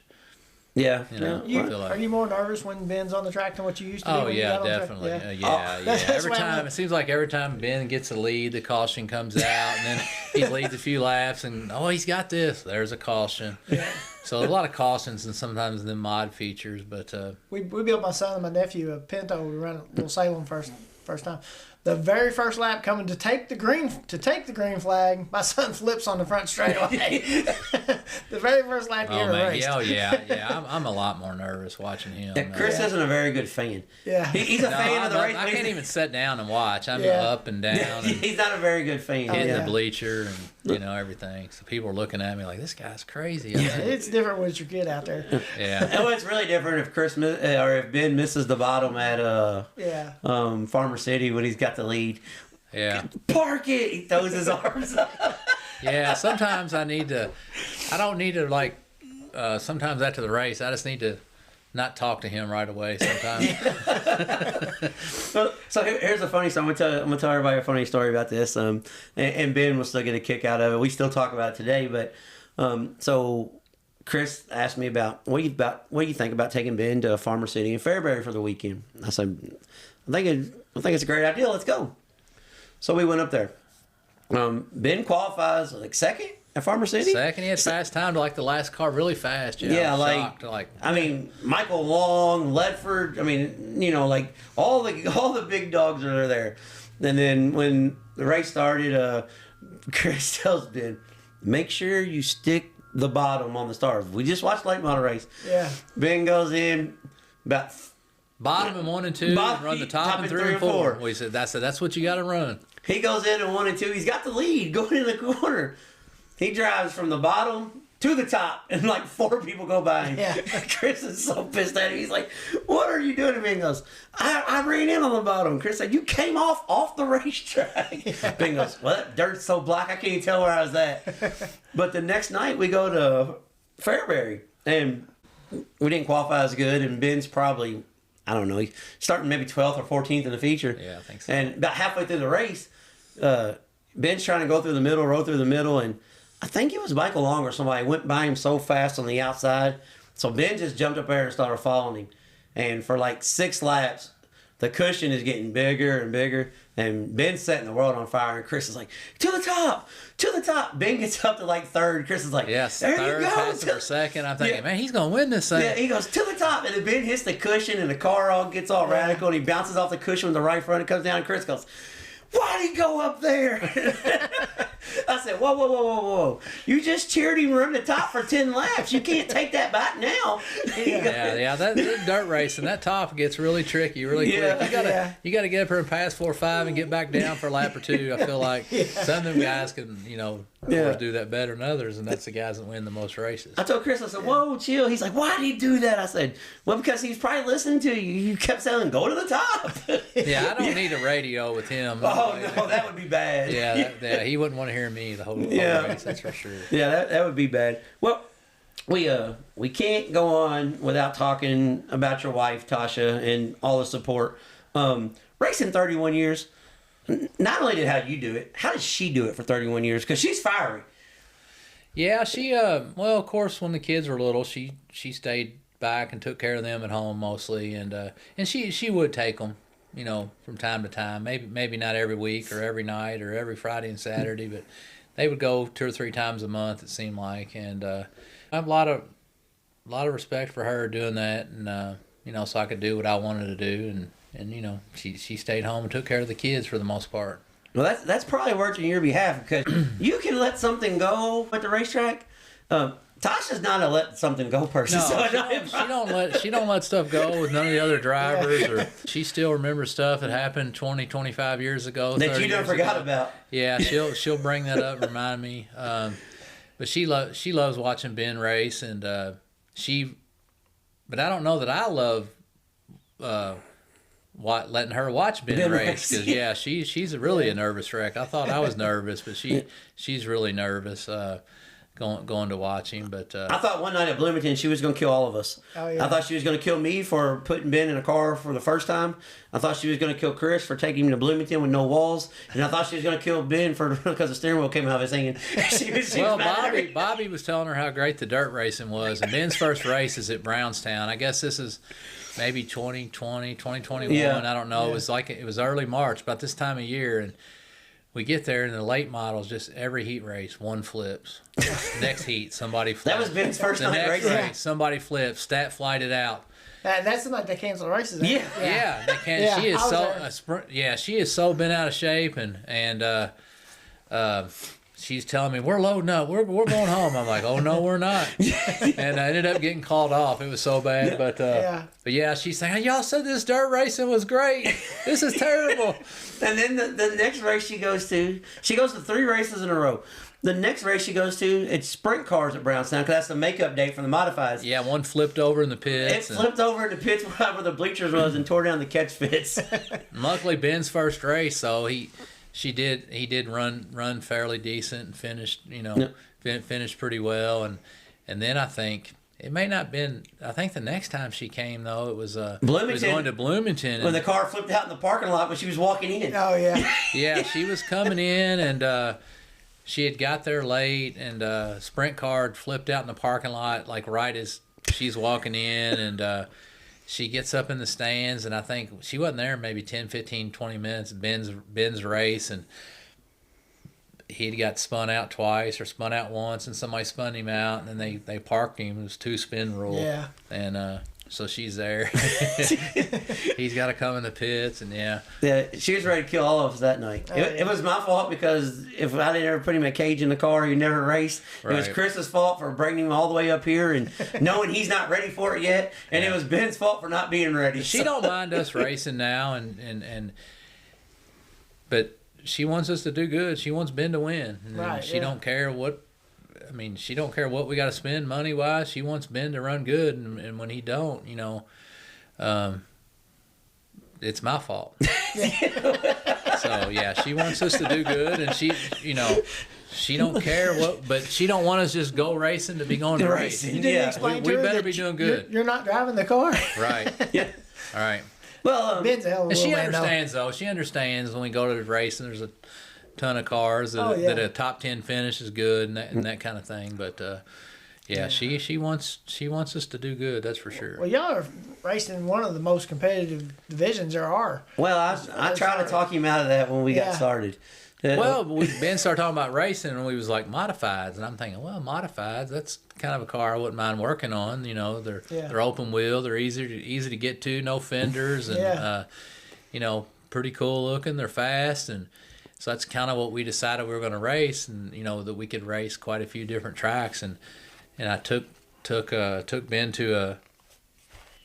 took Tasha we ended up at Cedar Ridge down there, and it was one of them AMS American Modified Series races. Of course, that was all the fastest UMP guys were down there, and man, they dropped that green. We'd got there kind of late, and the place was packed, and she's like, "Where in the world are we at?" And I'm like, "I don't know," and they dropped that green flag, and them guys went firing off in there, and I thought to myself, "Ooh, I don't know about this. I don't know if I don't know if Ben can do this," and then I think one of Ben's early races, we went to Clarksville Speedway, and the stands are right there on the track, and it's kind of a neat for a fan. They actually got a big race down there this weekend, and she was just telling me that she's watching these guys qualify, and they're flying around there, and she's thinking to herself, Ben can't do this. There's no way he can go around there like that. And he qualified like second, right? And she's just like amazed at that. Knew he had, knew that he could do it after that. Well, Clarksville's, man, that's a bullring right there. Well, we told her not to worry about it because he made 5,000 laps in the backyard, and we taught him how to slide job and everything. He was good. Yeah, he knew how to run the dirt from the go-kart track. We taught him in the backyard how to race. He didn't. That's what people say. Hey, you race go-karts? He goes, nah, not real go-karts. What we did was more death traps. Yeah, they spent a lot of time working on them go-karts, and I tell people that all the time. They starting their kids early, and I mean, if you got a lot of money and want to spend a lot and get your kids up in a high division or something, start them out early, and you want to dedicate that every weekend, but it's a lot, and that's what I tell people. You don't have to do that every weekend when the kid's little. When they get old enough to decide if they want to race, they'll let you know. They'll let you know if they want to race and want to do it, and that's one thing with Ben. I wanted to make sure he was going to work on the car, and he was going to do the wash, do the tires, do all the maintenance, because I've been doing that for years. I didn't want to do that anymore. Right. You can start racing at 16 and still. Yeah, you'd be okay. Yeah. One thing I want to say about kids getting burned out, and in all aspects, sports and everything, if the kid doesn't want to do it and it's pushed by the parent, it's not going to work. It don't matter what it is. Right. It doesn't make a difference what it is. Yeah. And that's one thing that like the way you guys are going about Ben's racing career. Did he start 3 years too late compared to who he's racing with? Maybe. But you didn't waste 3 years of making him want to race. Once he wanted to race, you're just racing. So if you're that intrigued, you're going to pick up on it that much quicker anyways. Right. Yeah, I just, I didn't have to push him into racing. I would have been perfectly fine with him not racing. Actually, we were already, going to the lake, and we still go to the lake and do all that and boat and all that fun stuff too. But, he really wanted to do it, and so that's where we're making it happen. So now you're doing it, So every now weekend. I'm hoping he's the last one. I got that grandbaby, man. He sure makes a lot of race car noises and loves the. Yeah, every time he comes down the garage, zoom, zoom. Yeah, so I'm thinking, surely not. Surely I'm not gonna have to do this. Yeah. That's a good thing. My grandson, he's not interested in race cars hardly at all, so I don't think I'm gonna have to worry about that. Well, you never know. You know. No, well, for years, well, Ben's always been interested in race cars because he wanted a racing go kart or a racing four wheel or a racing golf cart. Yeah, he always liked to ride stuff in the yard and stuff like that, and he raced the little go karts, you know. And at the time, Tasha and I were like, do we really want to do this every weekend, this go kart stuff? It's really serious and competitive, and at the time he was playing sports and basketball, and I just thought that would be, you know, more beneficial. Yep. Yeah. Well, we don't want to keep you all night because we can keep on going on and on. But one thing I do want to mention, though, because a lot of people that associate, you know, your success, kind of like what Kurt was talking about earlier, is like, well, Chris had the best of everything. In the end of your career, you was financially stable to a point where you could buy what you needed, but it wasn't always like that. You know, you raced out of your grandpa's shop down there, and you know, you ran stock junkyard parts, and you know, so the misconception is, well, he had everything, he should have been good. And one thing that I want to say was, it wasn't that he had everything; he just outworked most guys until he was capable to get everything. Right. As everyone else, he talked about Huey and Dave Comer and race. There's always people that helps people in the racing industry. There was a bunch of people that helped me. There's a bunch of people who helped Kurt. There's a bunch of people who helped Chris. And now Chris is at at a spot in his life where he can help other people. And you know, I've seen this a lot for the negative that he gets as far as, well, he should have been able to do this because of, you know, what he had. There's a lot of times that, you know, he gives guys aluminum, parts, sponsors, and, you know, he's got his own race program to take care of, and he helps people out along the way. So, you know, you don't got to say this, but I'm going to say this. Chris has helped me out numerous times. So that's I what I'm going to appreciate say. it. I just want to tell him that. As I say, Chris don't got to say this, but I'm going to say this. As a guy that, you know, he still has a big hand in the, you know, in the race community in our area. A lot of people didn't know this, but there was a big figure eight race here. Was it 5 or 6 years ago? Yeah, it was. They had I think it was a 300 lap. I think it was. Sportsdrome, and I, you know, I wanted to put it on. I wanted to get all them Speedrome guys down to race, and me and they made me a Kentucky tank wash guy. We went in and bought all the tires and spent a fortune. You know, you got a free set of tires to come down a race, and the race paid like something really crazy amount of money and paid good all back. And you know, I think only maybe like one guy told me thanks. You know, and it was kind of like, I don't know that I really want to. Yeah, that's. I don't mind helping anybody, but when you don't feel appreciated, you know, and I know the guys that appreciate it, and the guys that maybe don't. That makes. And I guess a lot of guys feel that way. You feel appreciated. You don't mind helping anybody. You know, when I first started, I had a lot of guys that helped me, and you know, of course my dad and grandpa, you know, helped me and give me a shop to work out of. I mean, I didn't have like a shop I could keep my car in. The car had to stay out back, but I could push it in and work on it at night. And, right. Well, and use the shop and tools, and you know, I had to write down every bolt and nut I used, and you know, that kind of thing. I don't think my grandpa would make me pay for all that little stuff, nickel and dime stuff, but he wanted to make it hard enough on you that you appreciated it. My dad would spend 100 hours a week working on my cars, but he didn't spend money. He never spent money on race cars, but he would help me as whatever it took to get back. But you know, when I first started, I spent a lot of summer days down there at Sadler's, down there underneath the bridge down there in Portland.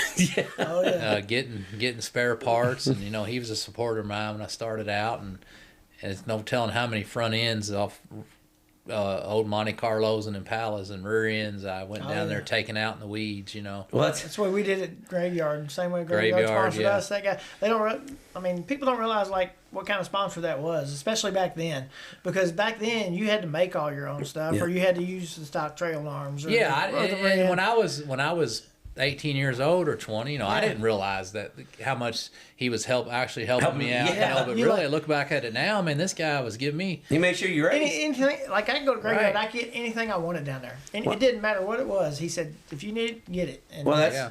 that's the way David Pate was with me. That's what I always tell people when somebody says they want to say something bad about David Pate. I say, man, I can't say nothing bad about that dude. He pull in a car. He take the transmission and rear end out of every car that he pulled in.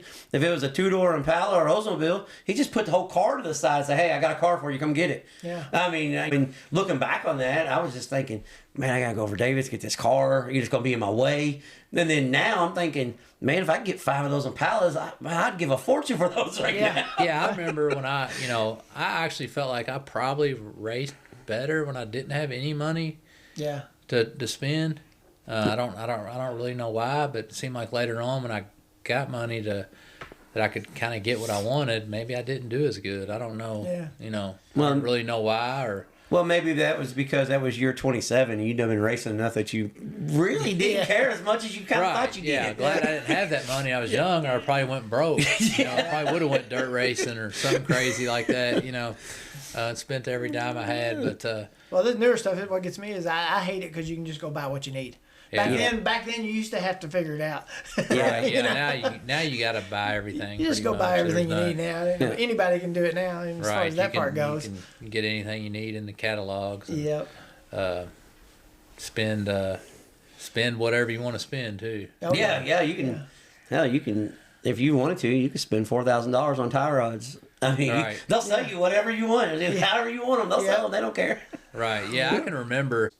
I was pretty young still, and Calvin Crane told me that he could spend like $30,000 a year racing. I'm like, oh my God, $30,000 a year. Yeah. Now we're spending a lot more than that. Yeah. I just remember back then I was thinking, oh my gosh, God, I can't really? believe he could spend that kind of money. What's he going to spend that kind of money on? What's he buying? The Calvin and me and Calvin talk now. He's got a lot of great stories about Louisville Speedway and how we all used to cheat, and I'm like, oh, you did that too, and we got that all comes back to Huey. Everybody was cheating, but it was all the same guy involved. Yeah. Well, see, I got into racing It's at not Huey's. cheating, it's over engineering. Yeah.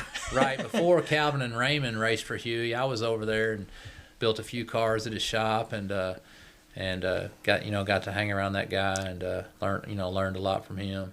Yeah, well, that's every time we do an interview, we start talking about, especially the older guys in the area. I mean, I've always said there's 3 guys that had no vested interest whatsoever in my racing career, but for some reason they helped me out, and I could put that as 4 really. But Dale Baum, Terry Elmore, and Huey Darnell would help me tremendously, and I have no idea why.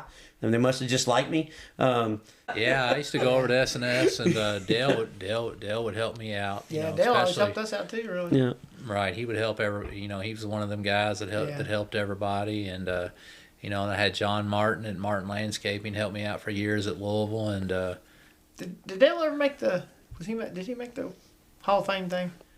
I don't know. We might need to mention that too. Yeah, we might need to work on because he one would of the big definitely have to be influences on in- there. Yeah. He was Yeah. because he helped so many racers. who do you want to thank over the years? I know this is kind of tough, put on the spot. So if you forget somebody, I'm gonna put it out for him. If he forgets you and you feel slighted, it wasn't nothing personal because we didn't go over any of this show, and I'm putting you on the spot. But who do you want to thank so for over many the people that helped me over the years. But I would more than anything, my dad was my biggest helper. Couldn't have did it without loving my wife Tasha for taking care of our family and all of her support. Because I spent a lot of time racing. Well, yeah, a lot of time in the garage. Right. My dad, just countless hours in the garage with me, going up and down the road. I got to thinking the other day, still this day, we're still going up and down the road doing this same racing together. It's been close to 40 years probably we've been doing it now. That's crazy when you sit back and think, 40 years, but it's pushing 40. Yeah. It may not be 40 yet, but it's getting close. So, I guess he's been doing it 60. Yeah, he'll tell you he's been doing it 60 if you ask him. Oh yeah. He'll let us know. Got to thank Bill and Scott Bruner for all their help at the track and in the shop. We had a great team together and won a lot of races. Bill hauled me up and down the road for many years. Buying the trailers, buying the trucks to do it. I say, hell, he wore out a couple trucks. Yeah, we wore out a truck. His last newest truck he's got, we put more miles than he's put on it, I think, there in maybe 1 year. My brother Jeff really helped me out. My boys Adam and Ben, all the guys that's helped me. Dave Comer sponsored me for years. I worked for him. He's like a second dad to me. All the guys at Kentucky Clutch. Bobby, all the work you've done, bodies and bumpers, and especially a lot of bumpers there. Yeah. Well, the last year you raced, I think I did one. We raced 12 times. I put 12 of them on. Yeah, it seemed like every race we was doing new bumpers. Martin, Royce, Sean. Sean built me a couple cars over in the race shop. Kevin. A lot of guys that helped me at the track. I had Craig, Marcus Elliott. A lot of people. Rick Irwin helped me for a lot of years. And went to a lot of races with me and did a lot of work on my cars. Jason Parsons, Scott Hobart. I drove some cars for him and his dad, and he'd always be willing to help me whenever I needed something. Definitely couldn't have done it without some sponsors I had over the years. Martin Landscaping, had guys like Murray at B&R helping me with engines, and just so many people. Definitely couldn't have did it alone. Anybody that's done it for as long as I have, and you got to have help. You can't do it by yourself. No way. My dad put in all the hours with me, more than anything. My grandpa, I learned a lot working with Larry and racing with him, and he taught me a lot on these race cars and how to do stuff the right way also. And Dave Comer, working there at Kentucky Clutch, for years I could pretty much get what I needed to race. It's been a good run. 22 track championships. You ever just sit and think about that, or just like, nah, not really? Well, not really. I mean, I did win a lot of championships, but like I say, that all falls back to where when I was racing when I was younger, I had to finish. Yeah. I didn't want to miss a week. And I didn't have any extra money really to spend, so that's a lot of that. I learned how to finish races, and I was a good points racer. Yeah. And could have won a lot more races if I didn't race that way. A lot of times I would have been running second or third. Maybe could have won, probably would have wrecked. That kind of thing. I don't know. A lot of people may have raced like that, but I raced like that for a lot of years. I remember he was probably one of the cleanest racers I've ever, especially around figure eight. Because figure eight is kind of different because you got to get in there. I was thinking the other day that I raced for 31 years, and I think I only maybe wrecked 2 guys intentionally, and I don't think that's too bad. No, that's for that many years. Not even intentionally though, because they probably had it coming. The 2. Yeah. I'm not going to mention their names, but and I felt terrible after I did it. That was that kind of deal. But I've never seen you just stick it in there like this might work or it might not. I've never seen you do those deals. Yeah, I didn't spin guys out on purpose, or it happened some, and they may have thought I spun them out on purpose. When your car's fast and you're fast, and I tell Ben that too. It's easy to be aggressive or overly aggressive. If you can bump a guy a little bit and you get by him, but if you're not faster than him, you can't rough him up and get by. A bump is a bump, and a nudge is okay. If you knock him out of the way, you better be fast enough to get far enough away from him. Right. Catch you in the next corner. Yeah, there's a difference there between roughing somebody up or a little. Yeah. We used to really do a lot of bumping, you didn't knock a guy out, but you would bump him a little bit and try to shake him up, and racing's kind of not like that no more, I don't think. Well, because you guys had full body cars though. It makes a big difference when you've got a Impala doghouse and doors and quarters. Sprung bumpers. Sprung bumpers. Bumpers with shocks on them when you hit. Yeah, and you could really bump somebody and push them forward. Hard, right? Yeah, that's when I come up from racing them cars and with them shock bumpers, and I'd go to Sportsdrome and race them guys that got the, you got the steel 2x3, 2x2, 2 bumpers. When you bump somebody in one of them things, man, you feel it. It jaws your whole body. And them spring bumpers, we could hit pretty hard, Well, what's funny is he said, there's a couple times that, I'm thinking back and I was running second or third and I could go for a win. So for a guy that's won over 250 wins, he's thinking, there's a couple more times. I think you did all right. Yeah, it wasn't the end of the world. I usually won my fair share, I think. I think, 22 track championships, 5 or 6 Midwestern championships, is the longest running figure eight race in the world. 5 or 6 figure eight madnesses. I mean, 2-time World 300 winner. I'd say you probably did all right. Oh yeah. Yeah, just in the special events alone, hell, you're close to 75 wins. So I think you probably made it. Yeah. Yeah, and then you're kind of only as good as your last race, though. I feel like that sometimes. That damn U-tire then. Yeah. he's as good as that U-tire was. Yeah. Chris's last race, funny story before we get off here. So we're coaching basketball, and Chris says, he's going to go race Sportsdrome, and he said, I said, well, I'm going to go do the basketball team. You guys go over there. And I think Ben was with you because I had another age group. Yeah, because Ben was at the track with you. And so we go over. Chris goes to the drone, and they're racing the new Outlaw car. And I go coach basketball, and I get in. And it's probably like 5 o'clock, time for qualifying. And then I get there. And first thing, Ben's come running to, hey, I'm glad you're here. We got a major problem. I'm like, it's a new car. What do you mean you got a major problem? Yeah, Dad ran into the U-tire. I said, ran into the U-tire? So I get over there, the whole front end store part. So the funny thing was, we get it back together. Chris saying he's only as good as last race. His last race, U-tire claimed him. U-tire claimed me. I guess that probably was my last race. Yeah. The last race, the damn U-tire got him. Yeah. Because he come in and he goes, because we changed the rack on it, and he goes, something's wrong with this damn rack after the race. He goes, it feels like the car is just going to spin itself out. And we just giving him shit. Like, oh, you'll be all right. And then come to find out the rack was too short. The car was spinning itself out. Yeah, we had some issues, and yeah, I knew it was about time to kind of hang it up after that. Yeah, he said when I got to rebuild the car after practice, it's time to call it quits. So. Yeah. Well, we really appreciate you coming on. Like I said, everybody's been asking, when you going to have Chris on? When you going to have Chris on? I told him, hey, just chill. Chris ain't going nowhere. I see him every day. Yeah. I can get Chris on anytime I want to. So, but as race season's about to start up, we're doing the old racetrack segments. We're going to do them once a month.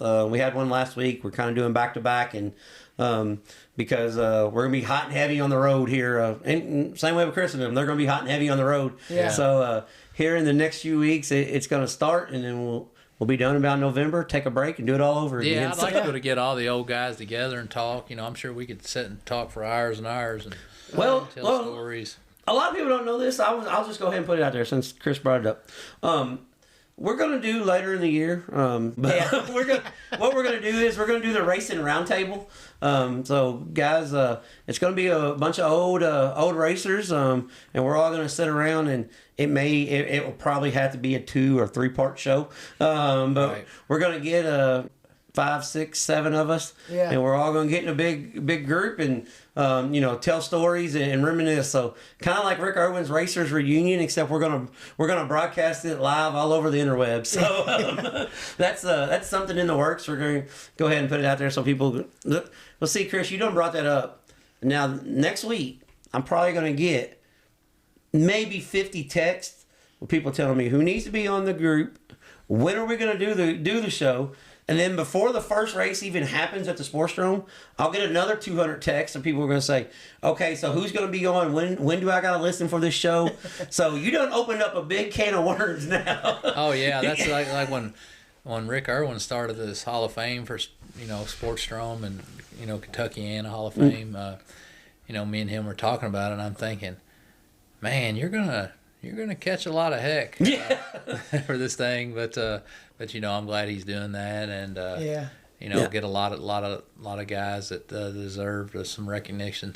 Yeah. So that's what we're trying to do. We're trying to put it out there, but Chris just spilled the beans for you guys, everybody, right here on this week's deep dive. So we got that kind of in the works. I've already talked to, I think 4 or 5 guys, and they've committed. Now we just got to make sure, Well, the bad thing is that most of them are done racing.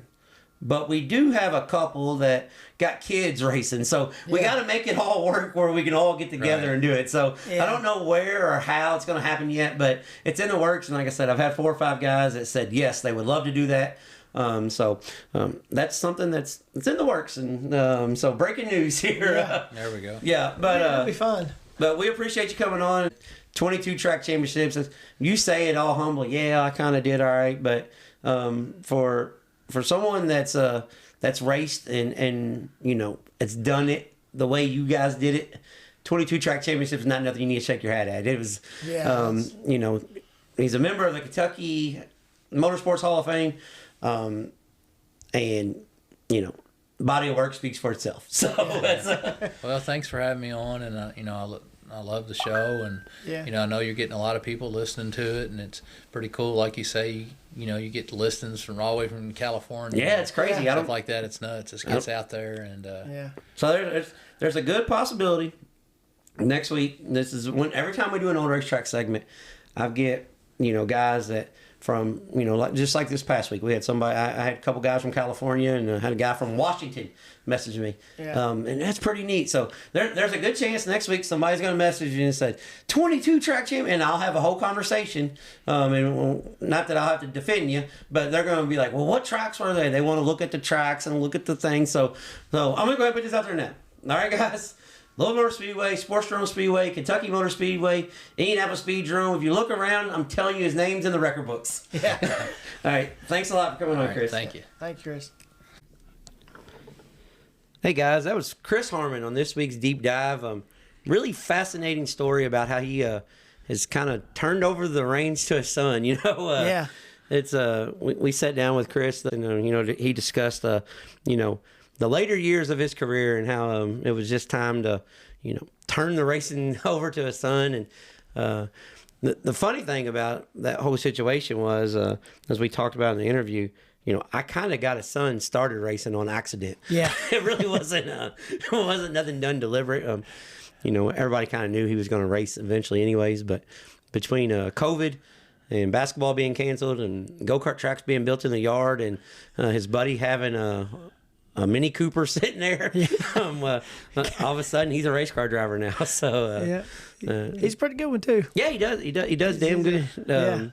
Especially for no more experience than he has. Right. That's what I'm saying. The guys he's running against the best in the country. So, to me, it's really, really neat though seeing Chris go from ultimate competitor to fan/crew chief, and strictly asphalt to dirt. Yeah, that's a big change for an asphalt guy. Well, that's what I'm saying. He just, it's like he's relearning the whole system, which they are. Oh yeah, they are relearning the whole system. But one thing that I found really neat was he was like, if I would have known this was available, this is probably what I would have done. Yeah, and it's funny that this comes from a guy that's won 22 championships on the pavement side.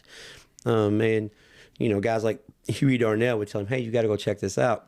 But guys that race at a certain, I'm not even going to say a certain racetrack, but guys that race a certain style, they think that's all there is. Yeah. They don't know, like when you said earlier, guys don't even know, after Illinois, how, Iowa and Missouri, how all those tracks race. You think that there's nothing better or that's it.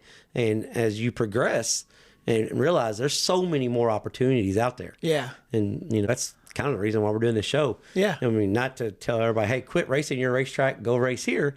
But there's so many other options. There's so many other opportunities. We can put it that way. There's so many other opportunities out there and just like a guy that's predominantly raced 5 tracks his whole career. Yeah. He raced for, like he said, 31 years, 32 years, and he raced 5 or 6 racetracks. Oh, I know. I've been there. Yeah. Until I finally went dirt racing. Yeah. So it's just, it's funny and fascinating how you just, you take somebody who everybody has one perception of, and then see them relearn the whole thing, and that says a lot for them too. Oh yeah, because that's a big undertaking. Yeah, that's a huge undertaking. I mean, you go from getting your car set up to where you don't have to touch it for 3-4 weeks sometimes to, as far as setup wise, to where when you go to a different racetrack, you're changing everything when you get there. Yeah, they've it's a funny thing. Ben said one time, Dad, I've raced more in 2 weeks at tracks than you have your whole career. Yeah. He ran like Wednesday, Thursday, Friday, Saturday. But this is a little off subject too, though. But did you see who might be running the late model team here for too long? No. NASCAR guy. Who's that? Retired NASCAR guy. Who's that? Dale Earnhardt Jr. Really? He's thinking about putting a super late model team together to race himself. He's going to drive. Whoa. So that might be kind of cool. Dirt or pavement? Dirt. Really? No, dirt late model, yeah. Oh, I think he's talking about running with Woo. Oh, So- damn. That'd be pretty. Well, he's going to drive himself too? Yeah, he says he is. Well, okay. That might be pretty cool, though. Yeah, I mean, talking about a guy, totally relearning everything. Oh, yeah. That's yeah. I don't know if he went and practiced one somewhere or what happened. Or well, his I think he said he wanted to do it because his dad always talked about. And the thing I said, he was talking about. He said, "Man, my dad always said that if you want to be a good race car driver, you have to go run dirt for a while first." He yeah. said because you can learn so much more running dirt than you can. Well, Earnhardt's grandson just did a test in the Longhorn house car. Oh, yeah. The 14-year-old, and he's been running micro sprints at Millbridge. So I'm pretty sure his uncle Yeah. Dale was like, "Hey, I'm sure he was there." Yeah. And, I mean, Well, he might just be getting the team ready for him then. yeah, that's what I was very good to do. He's got a nephew that's a pretty good little wheelman. So, Yeah. Wyatt Miller, I think. was that his name? Yeah, he's a pretty good little wheelman. So, Yeah. but yeah, it's crazy. Just like you talk about Earnhardt doing that, and you know, same way with like Chris and the Harmon racing family, Rance enjoying going to the dirt race. To me, that's pretty neat. I think dirt's getting a lot more exposure now. I mean, I think that all the flow racing and all that's helping dirt racing tremendously. Well, yeah, I mean, anytime you're on TV, that's why I'm so shocked that USAC isn't the granddaddy of them all still. Right, yeah. Because back in the 70s and 80s and 90s, I mean, USAC sprint cars was on ESPN when you they had were the first ones. Yeah, not when you had 15 sports channels. Yeah. You had 2 On a Thursday night, on too. a Thursday night. Yeah, so I mean, And everybody watched. I mean, yeah, I just it's just mind-boggling. Well, part of that problem is, and this is for a whole nother show another day, but we've also talked about this. They started predominantly doing paved races. Yeah. Because you don't have the track surface to worry about, so you can get it in a time window. Right. And then it's when the kind of taper off a little bit. Yeah. So, but now with the streaming, it don't matter. it doesn't matter. You can run whenever you want. Obviously, Although they was going to run a 100-lap enduro race at not Swainsboro, but at last night. Sonoya. Yeah, Sonoya, but they cut it off before they showed it. They acted like they was going to show it and everything. I was going to watch part of it, but they never did. Yeah, well, That's kind I think of a bummer for those guys. Well, I think Sonoya's got a curfew too, so They might have. It may have been too late because Yeah. Sonoya. Well, no, they got done early last night. Oh, did they? Okay. Yeah. No, it was like 8:30, 9 o'clock when the Super Late Model feature was over. Well, I don't know. I watched everything at 2 a.m. when I came in Yeah. from the garage. I don't know what time anything got over. Yeah. But this week's upcoming events, we'll keep it short and sweet. But first off, Monday, World of Outlaw Sprint Cars are Bike Week at Volusia. Oh, okay. So Sunday night and Monday, the World of Outlaw Sprint Cars are there. But Friday, the Talladega Short Track return for the World of Outlaw Sprint Cars at the Talladega Short Track. There's still no wall in 3 and 4. Yeah, So if but you're they got 1 and 1 and 2 now. yeah, they got so. 1 and 1 and 2. So if you're walking down International Speedway Boulevard, you don't have to worry about getting hit by a flying sprint car. Yeah. If you're walking through the pits to go to TJ's Crawfish, Yeah. walk around the go-kart track. They might land in the go-kart track. That's Yeah. what I was going to say. Yeah, walk around the go-kart track so you don't get hit by a flying saucer, unidentified flying vehicle. But World of Outlaw Sprint Cars will be on Dirt Vision Friday. I will definitely be checking that out. And then Friday and Saturday on Racing Dirt, USMTS is at Rocket Raceway Park. There in Texas. And then Saturday, there's a whole plethora of races. If you don't go to Brownstown this Saturday, because Brownstown's makeup is Saturday, and you want to hang out at the house all day Saturday because if the weather's bad in your area, there are so many races you can check out Saturday. Starting with like Lincoln Speedway, they're at 2 o'clock. They got 410 wing sprint cars, so they'll be done by 5 or so. Port Royal Speedway in Pennsylvania is on flow. They have 410 sprint cars and super late models. And then you can finish it up late night at Flow. The NARC 410 wing sprint cars at Stockton Dirt Track. Another one of those cowboy up kind of places. Yeah, that's one. And then saying we have Brownstown. And the Hunt the Front series is on Hunt the Front TV at I-75. So if you're in the area, of East Tennessee, Kentucky, Indiana. You have two options this week with I-75 Raceway, Hunter Front Super Dirt Car Series, and Brownstown Speedway for the Midwest Opener, Northern All-Star Late Models and Mods. I think Brownstown. I hope Brownstown gets in. Yeah. But I don't think Mother Nature is going to play too nice this week by the upcoming forecast. So. Right now they're calling for rain, but that's a week away. Yeah, you never know. You never know. And Saturday night on Dirt Vision, late model country getting some sprint car love this week. Magnolia Motor Speedway, World of Outlaw sprint cars will be on Dirt Vision there at Magnolia too. So yeah, two pretty predominant racetracks in the South that run super late models all the time. We're going to get a different dose of World of Outlaw sprint cars. So yeah, that's this week's upcoming events. Magnolia is usually really black slick, so it might be pretty interesting. Well, the thing about it, it's a circle, Yeah. so they're going to be able to rip the top, and there will be some slide job Yeah, cities there exactly. if it doesn't take rubber, Right. Because those tracks are awful hard, and sprint car tracks you can need a little more moisture in them. Yeah. But if it doesn't take rubber, Magnolia has opportunity to be race of the year. Right. But Talladega Short Track, I don't know if they'll be able to park everybody. Oh yeah, that place is gonna be so packed. That place is going to be packed Yeah. to see the World of Outlaw sprint cars. I think last year when they ran like the USCS sprint cars, it was like a sellout, standing room only. Yeah. They ran it on NASCAR weekend. I'd say it will be again too. Get out, support your local racetrack. And we say this every week. Please like, share, comment. Tell somebody about us. Word of mouth is the best advertisement. If you like what we're doing, please tell somebody. If you don't like what we're doing, tell them anyways. They may. Yeah. And you got anything else, Flash, before we get off here? I don't think of anything right now. You pretty much covered it all. Yeah. I actually wrote down some notes this week because the last few weeks everything's been done off the fly. So Yeah. I've actually tried to get everything covered this week that. And we need to kind of get back on a regular schedule routine. Yeah. But that still means we bounce around a lot. Oh yeah, we're still gonna do that. We don't really know what we're doing yet.